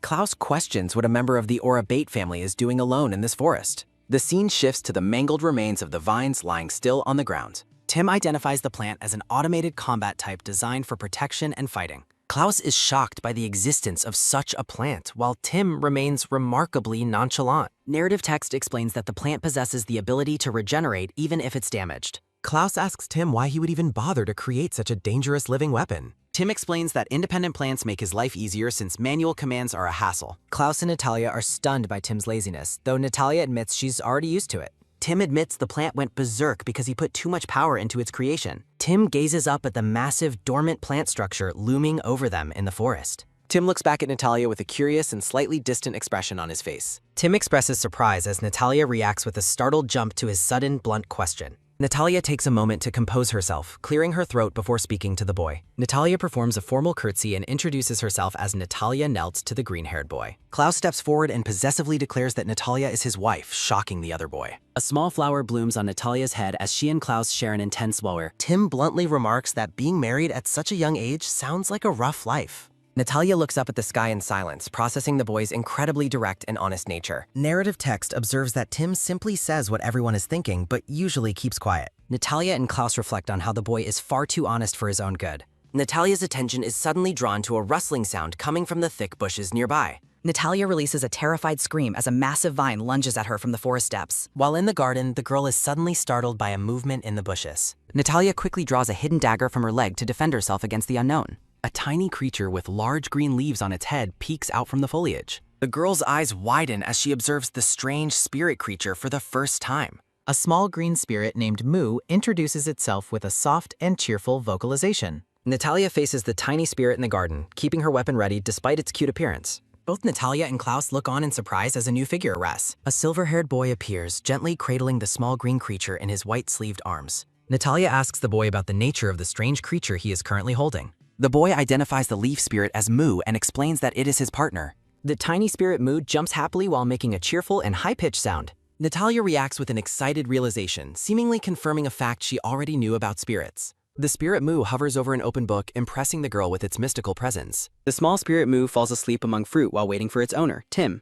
The leaf creature hides playfully behind a large green leaf in a peaceful scene. Natalia admires the tiny plant creature, noting its real-life appearance is even more charming than expected. The small green plant creature looks up and makes a soft questioning sound toward her. An enthusiastic narrative declaration confirms that the tiny creature is absolutely and incredibly cute. Natalia gushes over the tiny green creature held by Tim, finding it incredibly precious and adorable. Tim extends the tiny green plant creature toward Natalia, simply offering it to her to hold. Natalia cradles the tiny green plant creature in her hands, looking completely smitten by it. Natalia notes the creature smells like fresh greenery while it makes a happy little sound. Natalia nuzzles the tiny plant creature, completely overwhelmed by how precious and adorable it is. Natalia and the small plant creature share a heartwarming moment while rubbing their cheeks together. Klaus watches Natalia's affection for the creature with a calm but deeply observant expression. A close-up on Klaus's eyes reveals a sudden and intense shift in his serious gaze. Klaus reaches out and firmly grabs the sleeve of Natalia's dress with a determined hand. Klaus blushes while asking Natalia if she thinks the tiny plant creature is cuter than him. Natalia is shocked and flustered by the boy's question while the plant creature looks on. Natalia immediately pulls Klaus into a hug, declaring that he is definitely her number one. The small plant creature watches them curiously while Natalia continues to hug the boy. Klaus has a triumphant and content expression while being hugged by an affectionate Natalia. The small plant creature reacts with shock, its eyes widening at the unexpected emotional display. The tiny green plant creature begins making loud protesting noises while looking quite indignant. Tim asks who the person Natalia is hugging is while holding the little creature. Natalia and Klaus share an adorable chibi-style hug, looking completely happy and content together. Natalia is suddenly surprised as a question mark appearing near her head signals her confusion. Klaus projects an intense aura, wordlessly warning Tim not to say anything unnecessary or annoying. Tim notes how scary the boy's jealousy is while watching the couple's intense emotional interaction. Narrative text observes that Natalia is oblivious to his possessiveness, comparing him to a dog. Natalia asks Klaus what's wrong as he continues to hold her in his arms. Natalia's attempt to finish her sentence is interrupted as her stomach lets out a growl. A loud and wavy growling sound emanates from Natalia's stomach, breaking the serious mood. Natalia stands between Klaus and Tim as her stomach growls loudly in the open field. Natalia laughs awkwardly, her face turning bright red from the extreme and sudden social embarrassment. Narrative text questions why she is hungry so soon despite having eaten a sandwich earlier. The scene shifts to the bright exterior of a grand and elegant noble mansion. Empty plates and a soup pot cover the table after a very hearty group meal. Natalia happily thanks her hosts for the food after finishing her own large meal. Tim eats a small piece of meat while apologizing for the low quality of food. Natalia is stunned by the massive stack of empty plates Tim and his companion finished. Klaus turns his attention to Tim and begins to address him in a serious tone. Narrative text notes that everything, including the forest, should technically belong to their noble family. Klaus notes that technically no one outside the Nelt family is allowed in that forest. Tim looks up with a neutral expression while his small plant companion sits in his lap. Natalia reflects on an upcoming party while staring off into the distance with a thoughtful gaze. A memory or imagination shows noble couples dancing gracefully at a grand and elegant party. Klaus and Natalia appear in formal attire, ready to make their appearance at the gathering. Natalia recalls meeting Thomas Relento at a previous event they both attended. Natalia remembers that Warren Eatingle was present, but Tim notably failed to show up. Natalia is confused and surprised by the sudden mention of receiving a gift from him. Tim explains that the gift is the very plant that Natalia recently cut down. A memory shows Natalia aggressively slicing through the dangerous attacking vines with her sharp daggers. Natalia is shocked and questions why he would choose such a strange object for her. Tim explains he thought the plant might be useful, so he decided to try it. The leaf creature Moo holds a large couple, explaining she got a bit overenthusiastic. Narrative text suggests that the failed attempt might have actually been useful if successful. The silver-haired boy with Moo on his head admits he planned to deliver it yesterday. Natalia is questioned about seeing a ghost and remembers a terrifying shadow outside her window. The silver-haired boy looks confused and questions if the girl truly saw a ghost yesterday. The girl cries out in confirmation while appearing completely overwhelmed by her lingering fear. Narrative text explains that a moving shadow was spotted directly outside the girl's bedroom window. The silver-haired boy gazes forward with a calm expression in a dramatic close-up. The silver-haired boy nonchalantly reveals that he was the shadow the girl saw outside her window. Both Klaus and Natalia react with absolute shock to the silver-haired boy's unexpected confession. The silver-haired boy stands awkwardly while surrounded by a whimsical atmosphere of stars and sparkles.